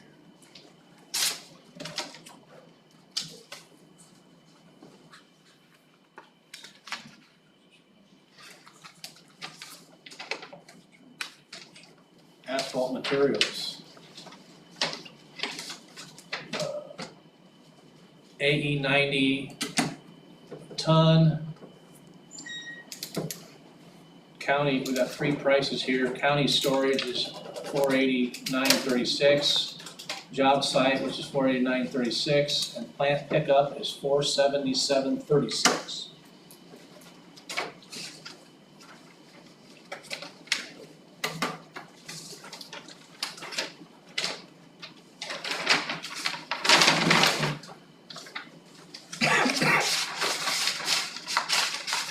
Bischoff lifting, this isn't even close to it. This is something different here. This is for blades, Bischoff lifting. Oh wait, we're just gonna wait and do the rest of the liquid first, then we'll come back to that. Alright. We won't get ourselves confused, or at least me. Pearson Trucking. Per ton, A90 RS-2 is $515.21. AE90S and the RS-2P is $628.01. Chip lock $450.01 and AE.NT is $520.01.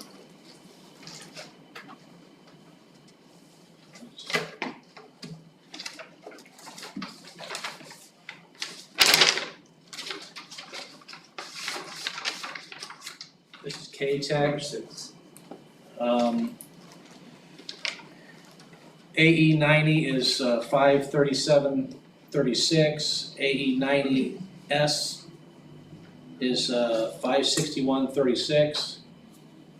AE-NT is $662.16.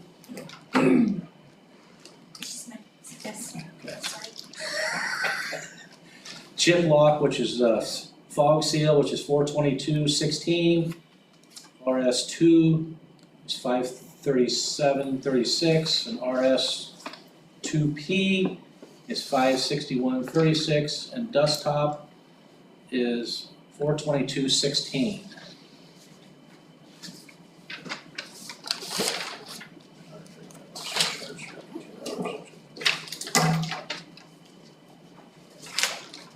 What was that one?